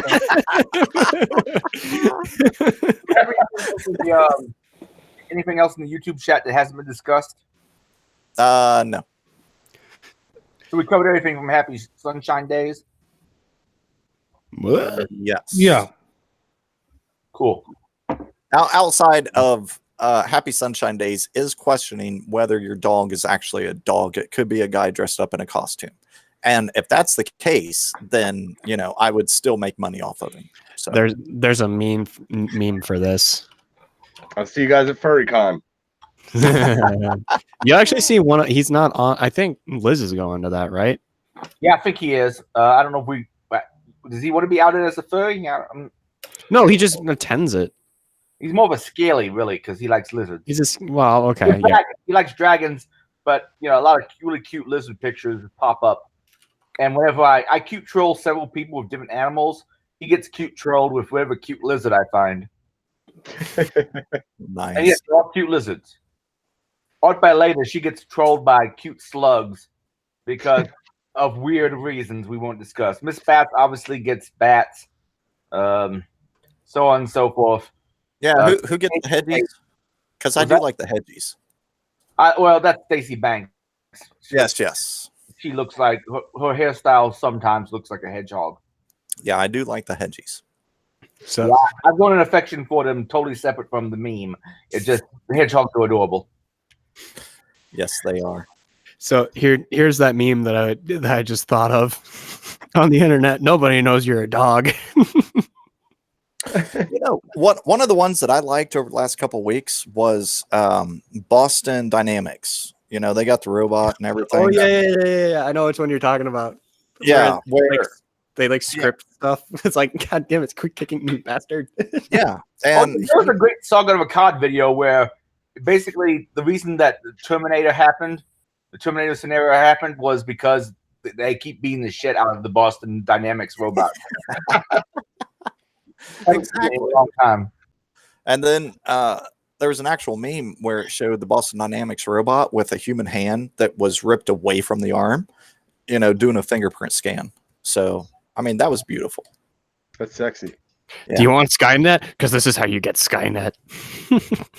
That's right. Okay, guys, want to hit some other stuff? Let's hit the other stuff. Okay, who threw on a HackerTube? That would be me. Apparently, there's several. All right, as we covered last week, there has been a few videos, was channels and/or videos suspended or deleted from YouTube because they have hacker content. People keep asking me if I've been having a problem. I haven't had a problem since 2014. I assume I'm on some kind of whitelist. Oh, I thought that was a little blue pill. Well, yeah, in 2014, there was a talk that was done at B-Sides Nashville called Buy Viagra. It was about pharma spam, like how people hack various websites to put in pharmaceutical spam. And I posted that video, and since it was called Buy Viagra, I interpreted it twice, 2 weeks apart, on a Friday. So I know they were probably running a script as being pharma spam and suspended my fucking account. Since then, I renamed it at someone's suggestion on Twitter, the video that keeps YouTube up all night. But apparently another gentleman, and I have the link in last week's show notes, posted something about automated control of 4th of July fireworks, and his got canned. And so because of that, everybody's really paranoid about it. Well, paranoid is not the right term because it is a legitimate concern because YouTube is pretty damn censorious. Yeah. And by the way, to the dumbass, when I suggest BitChute, and you say it's like the Hateron or Gab of a version of YouTube, fuck off. BitChute has a very low censorship stance, so that's one of the reasons I use it. They'll let all sorts of opinions through, and the opinions I see are generally either classical liberal or right-wing views that Twitter or YouTube does not like. So I have automatic mirroring to BitChute because it's peer-to-peer, it's a distributed system, and they have very low censorship, so I don't worry about it getting screwed up. I also post to archive.org. However, some hacker-specific YouTubes or YouTube equivalents are trying to pop up. HackerTube.net is one. Unfortunately, it got defaced in pretty quick order. Yep. And last I checked, it's down. It may come back up. HackerTube.io is not quite ready to accept videos. I went and checked out the site, but people are coming up with alternative places to share hacking/infosec video content. Nice. Personally, I'm keeping using YouTube till they kick me off of it. BitChute and archive.org, and that's my answer to this thing. People keep talking about Vimeo. I've had Vimeo take down a talk from somebody because they said it was doxing. So I'm a little question about Vimeo, and this was even when I was paying Vimeo. I actually had a subscription and paid version of Vimeo, and they still took down one of my videos from David Marcus about OSINT. So I don't know if Vimeo is going to be a solution. So my current recommendation is YouTube for the hell of it, see what happens, BitChute, and archive.org. So on the Vimeo side, was it public or was it private? Oh, all the videos are all public. Well, I mean, because that's the thing. Like Vimeo, I do not see Vimeo as a standardized sharing platform. I see it more aligned with companies and stuff like that, not really like a YouTube where, hey, anybody come watch anything. Well, since they screwed me over, I dropped my subscription and don't use them. So I don't know. Maybe they have extra features added now. Big problem with BitChute is you cannot stream to your TV via, damn it, I forgot the name of it. Whatever Google's little attachment is. Google Home. Chromecast. Chromecast. You can't connect it via Chromecast. There's not a phone application that's official, as far as I can tell. The one that is on Google Store, it seems to be an unofficial cover, which I think is just a remapped web browser page. And you turn off your phone screen, it doesn't keep playing.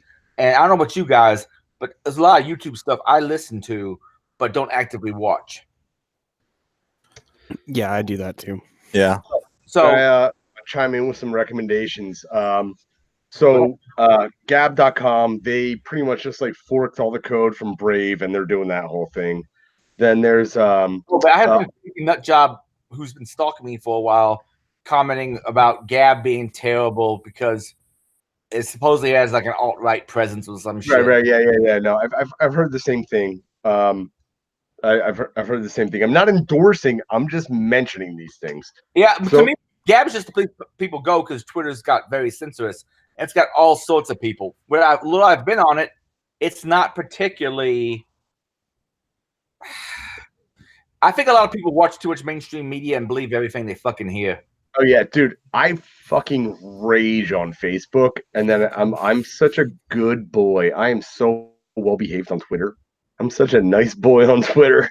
Oh, you all see my Facebook. Yeah, don't go over there. You don't want to see it. You won't like it. No one likes it. My Facebook. But so there's like also BitTube uses the IPFS, and it's pretty much a YouTube clone. So it's a user interface, provided you hold X amount of tokens and unlock all the features. It's fantastic to use. The people that are going to be streaming everything that's being recorded from the event that I'm doing right before DEF CON, they have a new social media platform where you have custody of everything created, right? So that's kind of, it can't be deleted. It could be like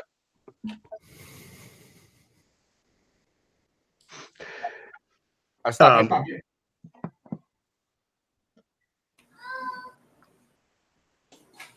Oh, maybe you just stopped at an odd spot. I thought it was silent. A couple things. BitChute for me reminds me of like YouTube 10 years ago, 15 years ago, which was cool, which is more like Wild Wild West. And then I like Wild Wild West. All these people wanting censorship and everything. If someone has a bad idea, how about you criticize the fucking idea and try to shut it down, you crazy multicolored hair nut job? Yeah, I mean, that was the point of the internet. Like, get out of all these different walls that have been put up and be able to have free reign in a potentially unlimited environment. Yeah. And then Defile Pro said, I got a 4 terabyte drive for like $80. Data storage is super cheap nowadays. Bought it specifically because of what YouTube is doing. And right. Defile, yes. But from a storage and a sharing perspective, you got to also remember bandwidth. So yeah, that's cool. And by the way, I have videos probably that aren't on any site anymore. I used to be a site online. I don't remember what the hell the URL was, but before it died, I stuck down a ton of HackerCon videos that only it, as far as I know, had archived. So when one of these sites opens up, if they really want to, contact me and I'll drop you a shitload of content. And I have videos that I recorded myself. Well, you know how many cons I've recorded, a shitload. The only problem with that is I have to go back and filter shit. And here's the thing: some people will have the video released, and then they'll decide, "Oh, that was a bad idea. Please take that down." And I'll forget and take down the YouTube, but not take it out of my own personal archive. Ooh. Like I have a bunch of videos that I've been told to record but not release. There's a certain lady from Detroit who has me record all her talks so she can see them, but never has me release them. Those I'm pretty sure I already have filtered out, but it's kind of difficult for me to drop my entire archive on somebody. Yeah, but like the main thing I was getting at though too, if Adrian were going to try to stream and allow all that content like from his own connection outside of like using AWS or something like that, I mean he'd never be able to browse anything, let alone the stuff that keeps him happy late at night. No, but to shred it out into IPFS, right? I mean, yeah. Like if he like takes it out in peer-to-peer, but then it's not necessarily managed. It's not right. Yeah, no paywall, no content management. Yeah, like, right, no protection. Yeah, no, understood. Yeah. So, do you guys have you ever heard of a journalist named Ben Swan? I can't say that I have. No. Right. So he bounced around like CBS and Fox and like a whole bunch of different channels and stuff like that. Like as a talking head, or he's moved professionally from place to place. Yeah, no, he's moved professionally from place to place. He's been an investigative journalist for like over 20 years, right? And like did like a lot of like hardcore shit, like Mexican drug cartels and stuff. Yeah. But so he has this thing, he has this project called Isagoria, right? And so Isagoria is kind of like a Roku or like a YouTube app that would sit on your TV, but it would only be political discourse. And his idea is that the only way to destroy politics is by having a sufficient amount for people to research and learn and bounce ideas back and forth to realize that the whole thing's a fucking sham. I mean, it's probably a good idea, but how many people? I mean, we have this similar thing on YouTube, on the internet in general. How many people are actually going to do the research and find out?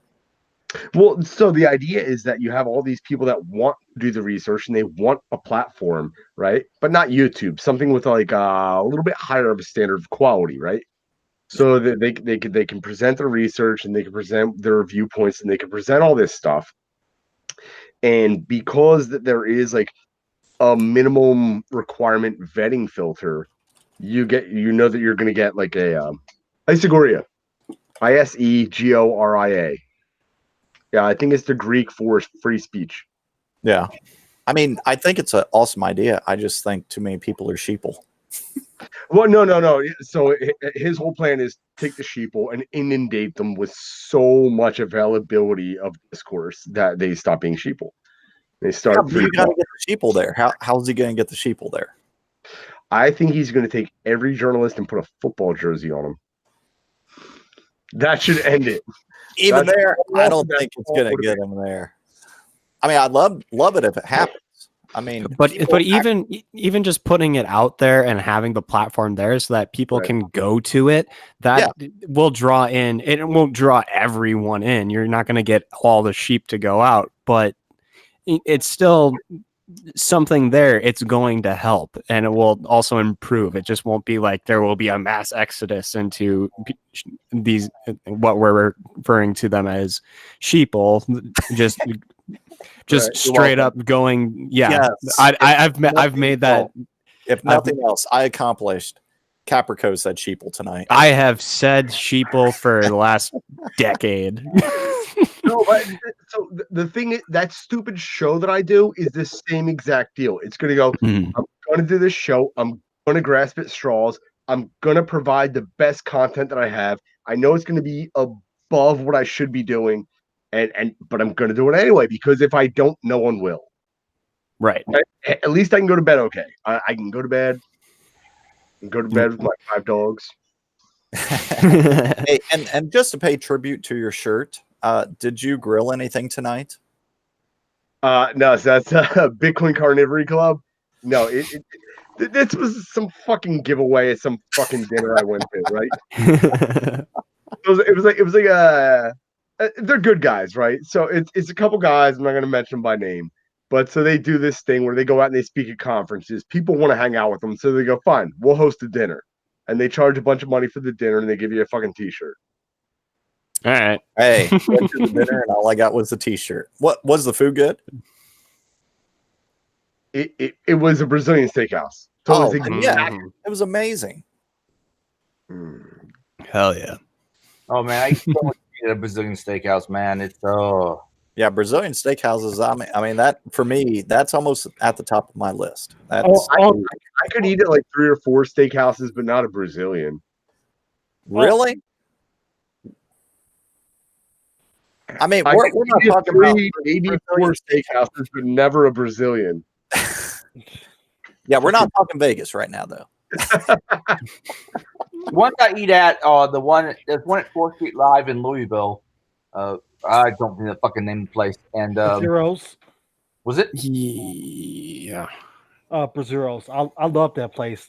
When I worked for that government agency, we would go there once a month and have meetings.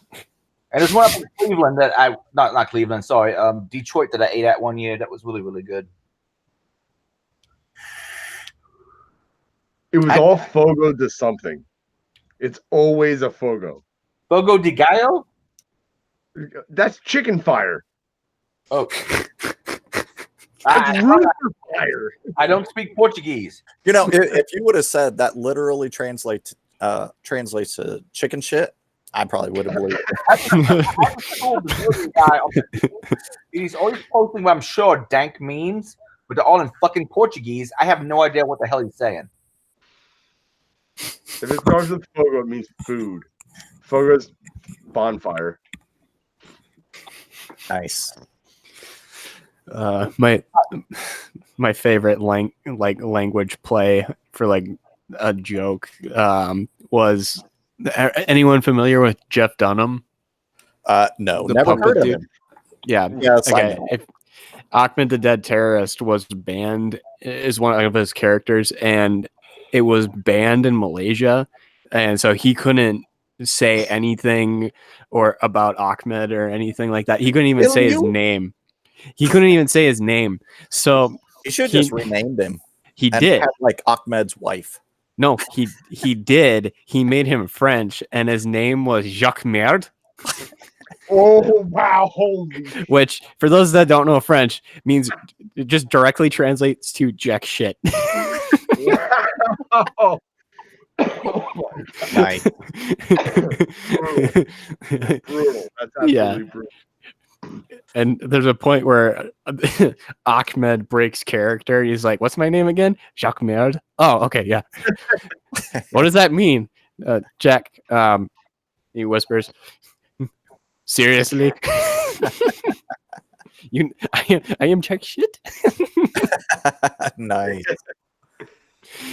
It's one of did my he still favorite, have the same puppet, or did he like? Yeah, it was the same puppet with a mustache and a beret. Nice. He even like had the turban like sticking out underneath it too. Love that. Hold on, I want to be a bummer and destroy all this fun. I don't have many opportunities to ask questions like this or destroy fun like this. So I want to take the oldest person here. Who is that? Is that Adrian's old ass? Probably my old ass. Yes. Got so much great. Okay, Adrian and Israel. Okay, fine. Let's. Oh, come on! I'm in my 20s. I know you are, buddy. I know you are. That's what my wife tells me. No, I want to hear. I want to hear infosec angle of how you perceive cryptocurrency outside of Bitcoin. Blockchain technology. Outside of Bitcoin, I have no idea. Because I think Bitcoin has the majority of the focus at all. Oh yeah, Bitcoin is funny as a meme, but I don't know much about it. And how do I put it this way? I don't have any cryptocurrency, and while I understand there's all sorts of problems with the fiat currency that we have, I kind of more trust currencies that are backed up by someone's military. So my question is more about sentiment. So it's not about your specific ownership or custody of cryptocurrency, but it's more about like what is the infosec industry's sentiment on it, or your own personal sentiment. My own personal sentiment is I don't know. I saw a talk by Dan Kaminsky on it while he was drunk. Granted, but he gave a really good talk on Bitcoin, and apparently it has a fair amount of security built in. And I find it kind of interesting that a particular gentleman passed away, and they somehow was able to put ASCII art of the gentleman inside of the blockchain. Mr. Finney. What's that? Mr. Finney. I'm thinking of somebody. I think Lynn something. I can't remember the guy's last name. But anyway, not Kleinman. I'll look it up and then I'll post it in the chat so you can see it. Okay. But I don't have strong opinions one way or the other. The blockchain, everything here and there seems a little bit like a fad thing, but I don't have any strong opinions one way or the other about all the various cryptocurrencies that come out. I've still got a very traditional investment profile. I'm essentially almost a boomer. Wait, how old a guy are you? Oh, 75. Oh, wait, no, that's just certain parts of the body. I was born 4 years before you were. No, 5 years before you were. That should tell you everything. Okay. Your email address. All right, I got you. You old piece of shit. Yeah. And for me, like Bitcoin in particular, I think is going to be the granddaddy. It's going to be around forever. Yes. I mean, it just will be. But I also see the potential for others to come up and do things differently, do things better. You know, like IBM back in the 80s and 90s, that's what they did. Like IBM never came up with an original freaking thought. They just couldn't do it. Right. They used everybody else's, but then they kind of perfected it. So I think like Bitcoin is definitely going to be around and always going to be the granddaddy, always going to be around. But I think at that point, there's going to be some major player that ends up rising that is going to be a nothing and rise to something just because they overcame all those difficulties that Bitcoin encountered in the early, stages that they now can surpass and not have to encounter all of those difficulties. I just don't know who it's going to be, though. But I think there's going to be somebody. Maybe they're already there, and I just don't know. But I think somebody's going to end up doing it and end up being an actual rival to Bitcoin. Because right now there really is no, apple to apple true rival. Yeah. No. Well, it's funny because I mean, Bitcoin was written to replicate gold. Wait. What? 1 second. Did you go outside just to pee in the bushes? God, he's fucking ready. Yeah. Wait, could you hear me peeing? No. we kind of just sort of like, all right, cool, let's go outside. I'm gonna go back to my outside desk and pretend none of this ever happened. Yeah, don't worry about it. Desk, all right, I'm classy. Hey, you got to remember, you got some city boys on here, but you also got some boys who grew up in the country. So we recognize some stuff. Yeah. Wait a minute. He wasn't peeing. He was checking the tree line. Yeah, checking that. Yeah, he's marking his territory. That's what he's doing. I thought I heard something outside. Pitter, pitter, pitter, pitter, pitter, pitter. Looking for Charlie in the trees. 20 minutes ago when I said I like talking to you guys. I had Welcome. a friend here, okay? This is what we do to friends. Trust me. Trust me. You're getting the same treatment I got, and I'm still getting it. No, are you guys going to Vegas? I'd really be honored if you came to my shit. Dope. Where are you going to be talking at? DEF CON or no. Right? I'm doing it. I'm taking advantage of all the InfoSec people being in Vegas, and I'm doing my own event, right? Yeah.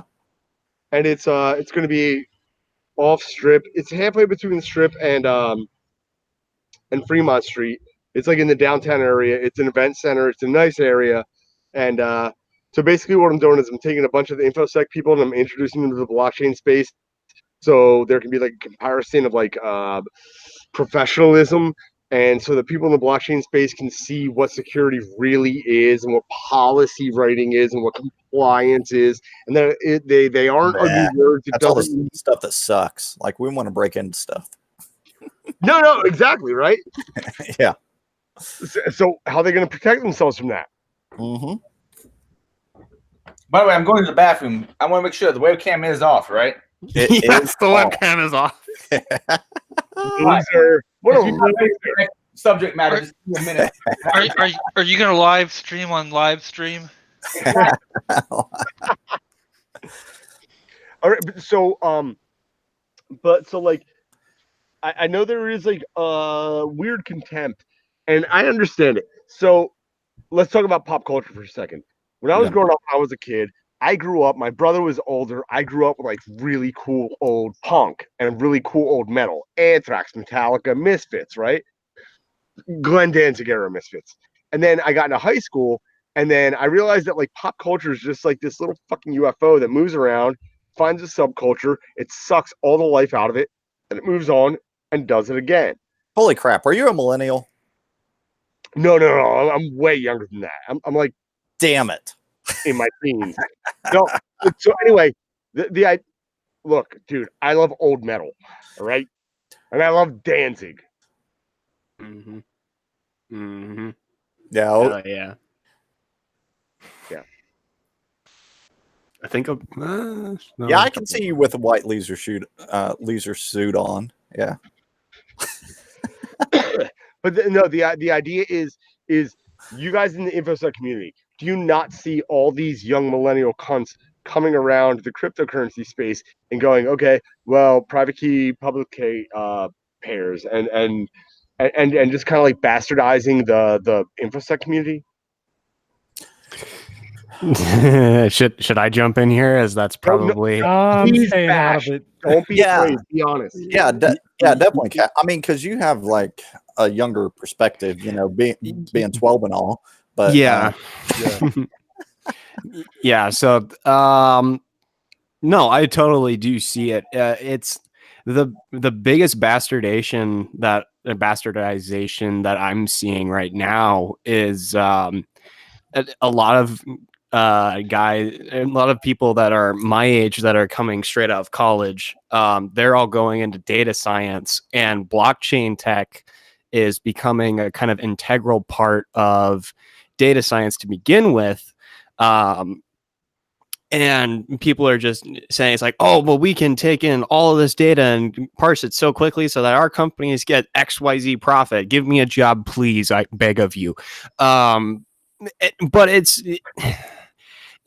they're missing the whole, in my view, they're missing the whole point of what blockchain was. It's not a full, it's supposed to be private, but then you're taking in anyone's public information, and they're implementing these blockchains that are faulty to the point that you have, we've talked about these a couple of times on the cast, where one person takes over one block on the blockchain where all this data is being stored, and they get all of the rest of the data that's stored within the blockchain itself.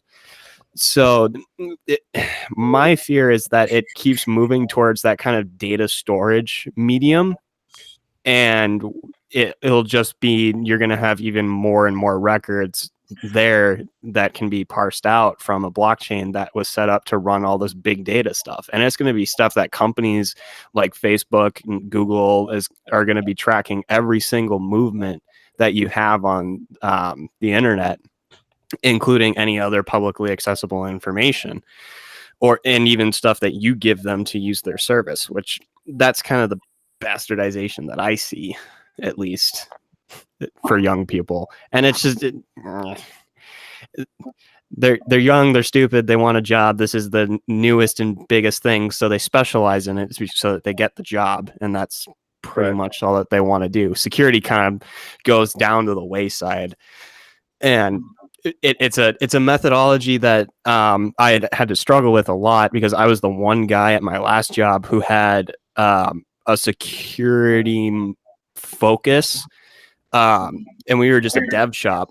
Everything that we made was made to, if it works, don't break it, don't touch it, deliver it to the client, get our money, and go. And I'm like, well, guys, we're putting out stuff to where I can just nmap our stuff and start seeing information disclosure. Okay.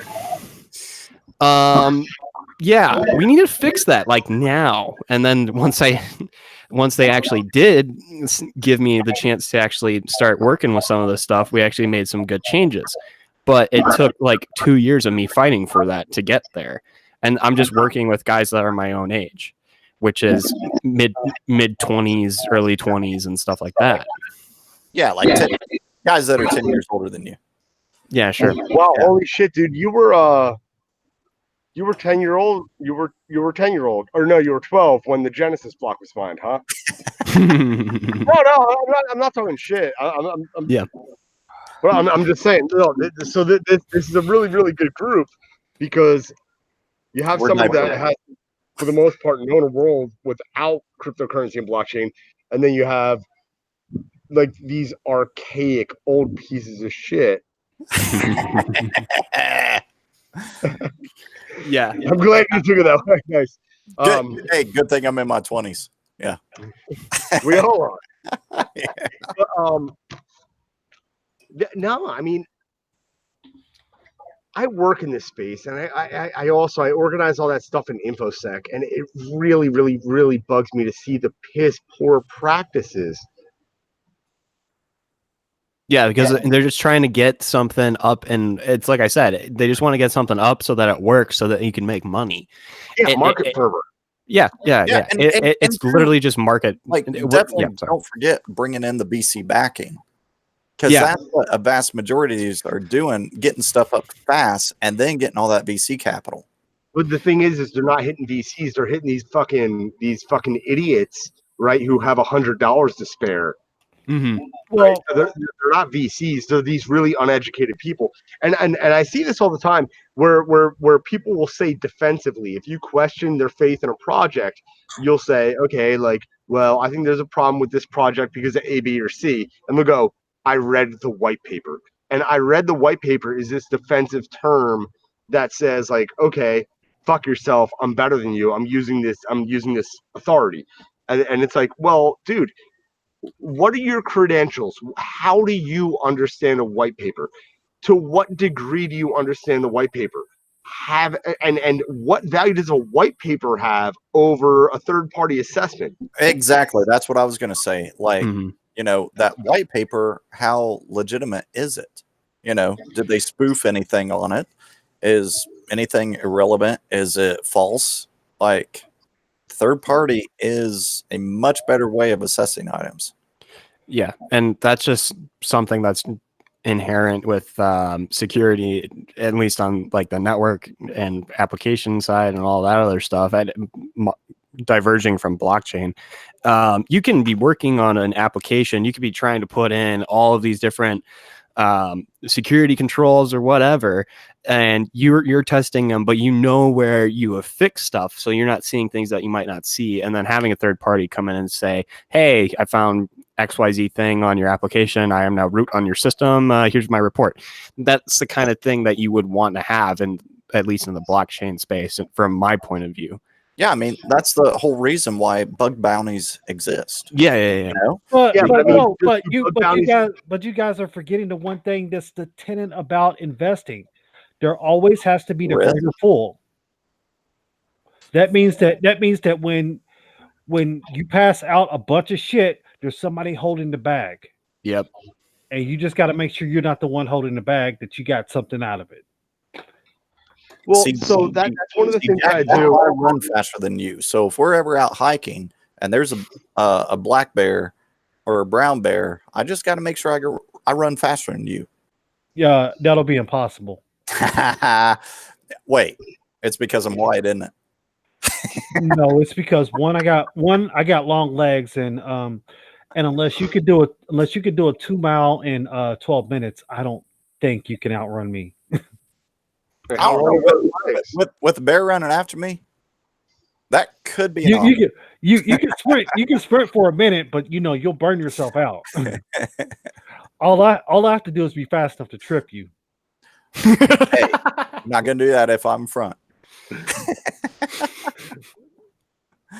Now I hear Jack and Derby. Okay, you ready for that race? No. I brought a bear. No. How many of you guys are going to Vegas? I am. It'd be on my own dime, but so I don't plan on going. Vegas for what exactly? Summer camp. Summer camp. Yeah. I'm not familiar with that one actually.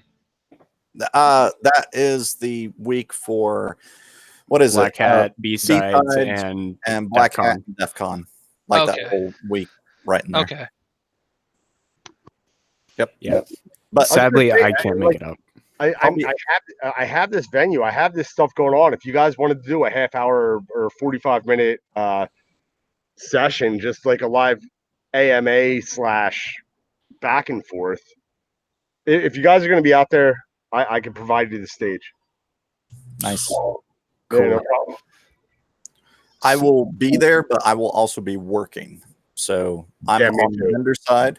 And so my availability is going to be a little bit limited. Where are you working? Binary defense. Wait. So we do like protection of endpoints and SIM monitoring, management, and then counterintelligence. At which show? Black Hat. Okay. Yeah. Yeah, because mine's only the 6th and 7th in the evening. That is time, and I don't have a place to stay, so I'm. That's Tuesday and Wednesday. It might be Wednesday and Thursday. I'm not sure. Let me see. 6th and 7th, yeah, Tuesday, Wednesday. So okay, yeah. I'm doing 6 to 10 p.m. But also, I think I'm gonna try to just rent like a party house or something like that. Yeah. Also, done well in Bitcoin. I'm talking like $300 a night. Woo! Now I have I also another thing I do with the show is because typically my shows are only one day, so I always have entertainment because you don't have a full conference weekend for people to galvanize relationships. So I always had comedians come in, and the idea was, and it's always been really successful, is that rather than having a weekend of lobby time to galvanize a relationship, you get to bro down with somebody hard as fuck over some gnarly ass jokes, and that has the same exact impact. Nice. Yeah, that's cool. Yeah, because nobody hates comedian. Never. Comedians, but you don't hate the idea of comedians. Exactly. Yeah, the idea of a comedian, no. Yeah. I'm sure a couple of comedians would say, no, some people hate me. Those are the best ones. Bill Burr comes to mind. Okay, let's move on to the next thing in the show notes just to get this continued. Okay. Yeah. And basically after the show, I leave the stream open. We can all bullshit about everything thereafter. That's right. Is that okay? All right. Yeah. Next bit of news. QueerCon embezzled from. Apparently someone who was in charge of some of the finances at QueerCon, which is basically a sub-event that happens around the same time as DEF CON. I think they're having it at the Lexus Park. Someone who was in charge of the funds, they didn't outright take the money, but they've been using it to go to various events and spending it on more personal items. And I have a link in the show notes to all sorts of stuff about it. I was hoping someone who actually attended QueerCon was going to be on. I don't know. Does anybody here attend QueerCon? That's a big nada. Nope. No, but I mean, somebody getting caught with their hand in a kitty. I mean, it's not surprising, especially when they had very little oversight. And from what I read, that they haven't filed taxes since 2015. Ooh. Yeah, one of our as an organization, one of our normal cast members has gone to QueerCon quite a few times. My understanding, but I have never actually been to the event. But apparently, whoever they had in charge of finances use it to go to various other, like, I don't know, pride events and other things. Now, was it the actual person like in charge of finance or just like a committee member or something like that? I'm not quite sure because I'm assuming the person in charge of finance, because apparently the other committee members didn't see him doing it until recently.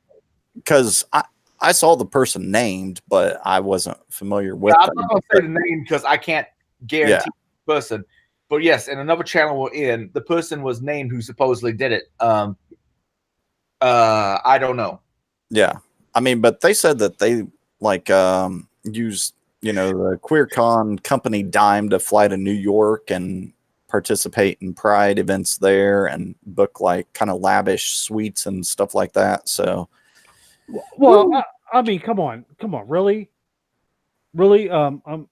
not for nothing. You think if somebody had unlimited access to someone else's funds that they wouldn't take advantage of it? I mean, unrestricted access, yes, but you would expect there would be a little bit of oversight. You'd think there'd be multiple people in charge of the finances looking over each other. Or at least have a or at least, you know, considering the fact that QueerCon is supposed to be like security focused, that they would at least implement a 2 signature system where you can't spend a dime without 2 signatures. Yeah. QueerCon apparently that wasn't the thought. Apparently it was like $150 or so, $150,000 or so, kind of pulled out illegitimately. According to reports I've seen, keep in mind all this shit is very much he said, she said kind of thing. Or he said, and she said, she said. Regardless, they said. They said. I don't have all the context of all this. But I get the impression that there wasn't enough people watching the bank accounts. But for lucky for QueerCon, apparently they got enough investment at the last minute via I can't remember if they said for GoFundMe or some other link, but got money enough to still keep the event going, and it's still happening this year at Alexis Park. Yeah, but apparently kind of maybe like a toned down version.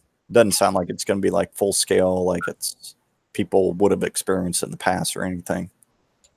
Well, yeah, and I mean, and they're also selling tickets for $250 a pop. So what is that? How much it costs to actually go?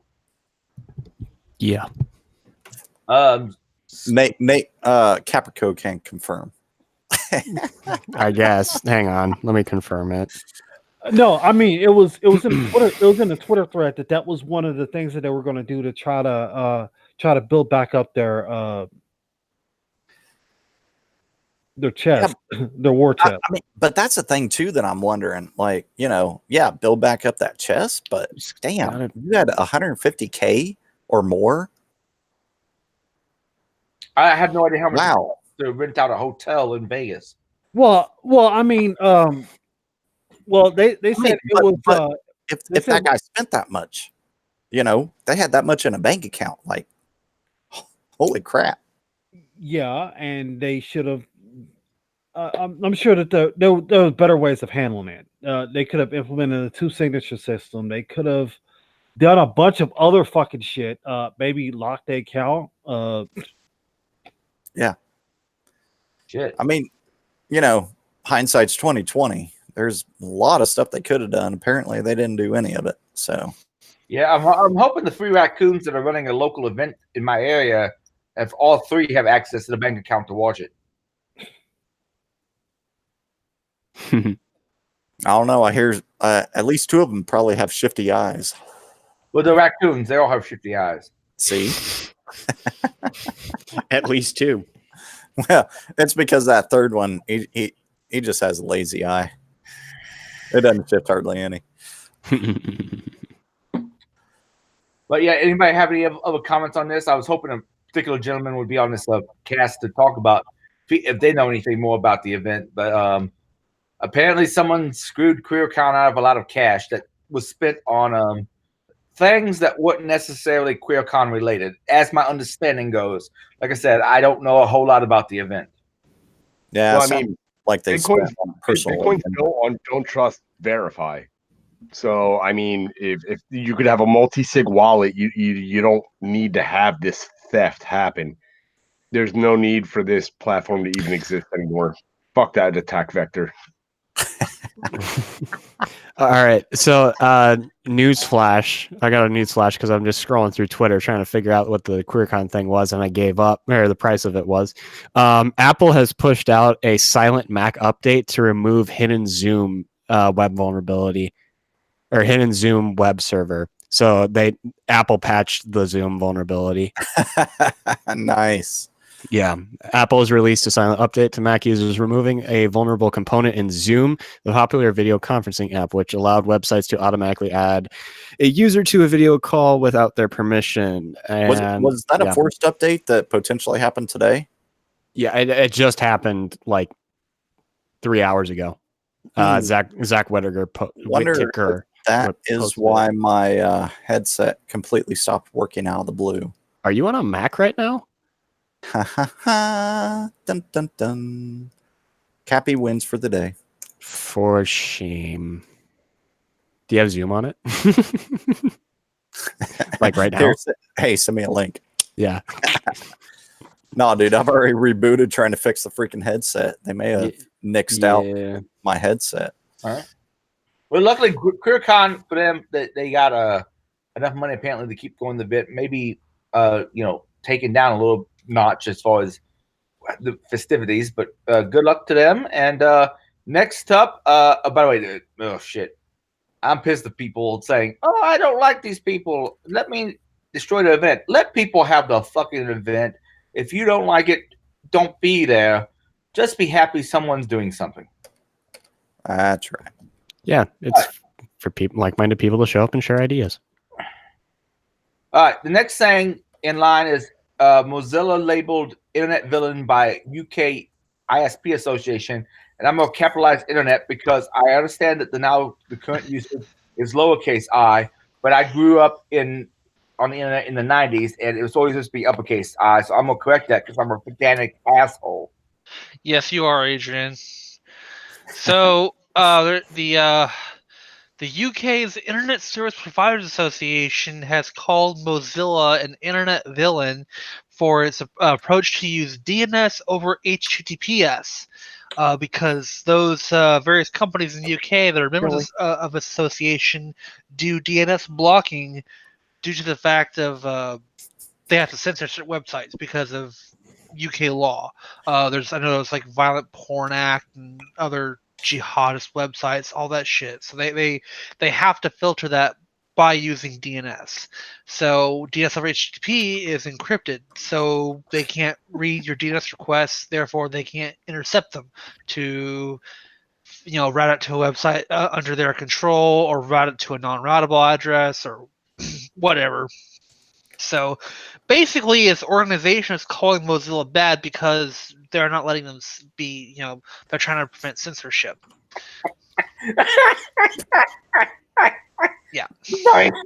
I'm sorry. It's maybe chemical fighting in the show notes. What? Oh. We're being assholes. I'm sorry. Go ahead. Yeah, I saw that. I was wondering what the hell Israel is doing. Probably just being, usual.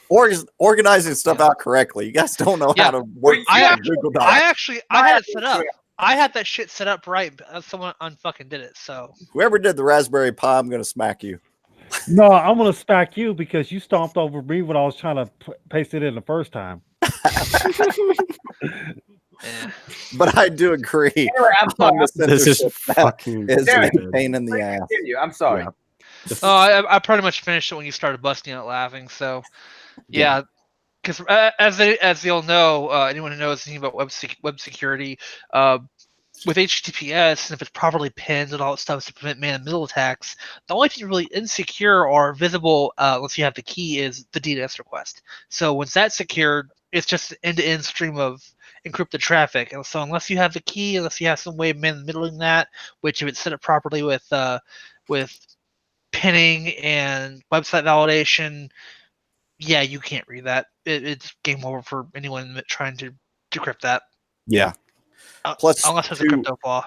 If you are flying in a hotel that makes you authenticate through what are the portals called? Captive portals. A captive portal. Yeah. DNS is almost always open. So if you actually take all your traffic over DNS, you can oftentimes get past those portals and airplane, shenanigans. So, yep. Yeah, good stuff.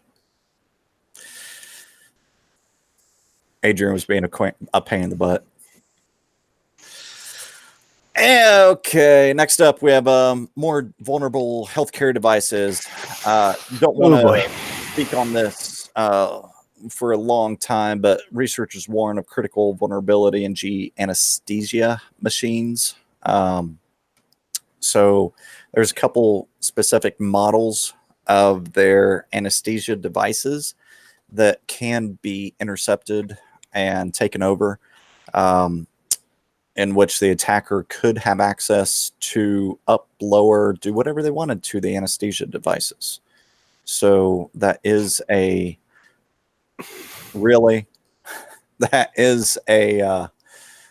obvious concern.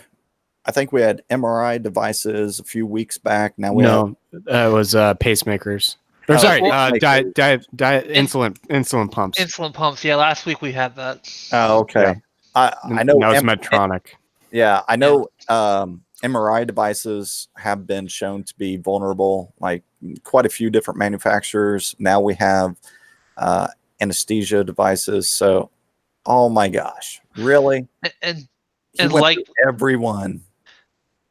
And like the insulin pump, this is also very dangerous because, again, you give someone who's ordered propofol, you'll kill them, or you give them too much and you'll kill them. So this is another instance of medical devices being hacked, and this one you can adjust it to how it distributes the sedative, which is really bad. Yeah, totally agree. Okay, next up we have cyber incident that exposes potential vulnerabilities on board commercial vessels. I think I remember seeing something about this earlier this week. So the United States Coast Guard has set this out for inspections and compliance. A cyber incident, like I said before, they're all basically everything is in a flat network. So they're saying to segment your networks per user profiles and whatever. Yeah, this is like the basic stuff here. Yeah. So this the reason why I posted this link is because on the 8th, the Department of Homeland Security released the Coast Guard's advisory. And I was like, what the fuck is this about? Like, this is some basic level shit. And then so I dug into it. Basically, I called up a friend that works at the Coast Guard, and he sent me that link. And he was like, read this. And I was like, oh, are you fucking serious? Yeah, that's nuts. That's like basic security stuff. Like, yeah, I actually had one of my buddies posted something about this, and yeah, it unfortunately forgot about. Thank you, Jack, because I definitely don't catch everything, and you caught this one. I think this came up on your bot. Yeah, which is why I saw it. Like I saw it this morning. Yeah, because I know one of my buddies who used to serve in the Coast Guard posted something about it. I think 2 days ago. So, yeah, definitely a good one. All right. Last but not least, we have Raspberry Pi 4 faulty USB-C socket. What? So your new Raspberry Pi 4 won't power on. USB-C cable problem now officially confirmed. Ooh, that's not good. Well, who threw this one on there? I did. Oh. Yeah. Basically, if you have the official expensive USB-C that the Pi Foundation offers, you're fine. What is found is that the socket was incorrectly configured. So if you just try to use just a regular USB-C just off the shelf, It might work. It might work, or it might not, and that the USB-C will see that it's an audio jack and will not charge or send power to that socket.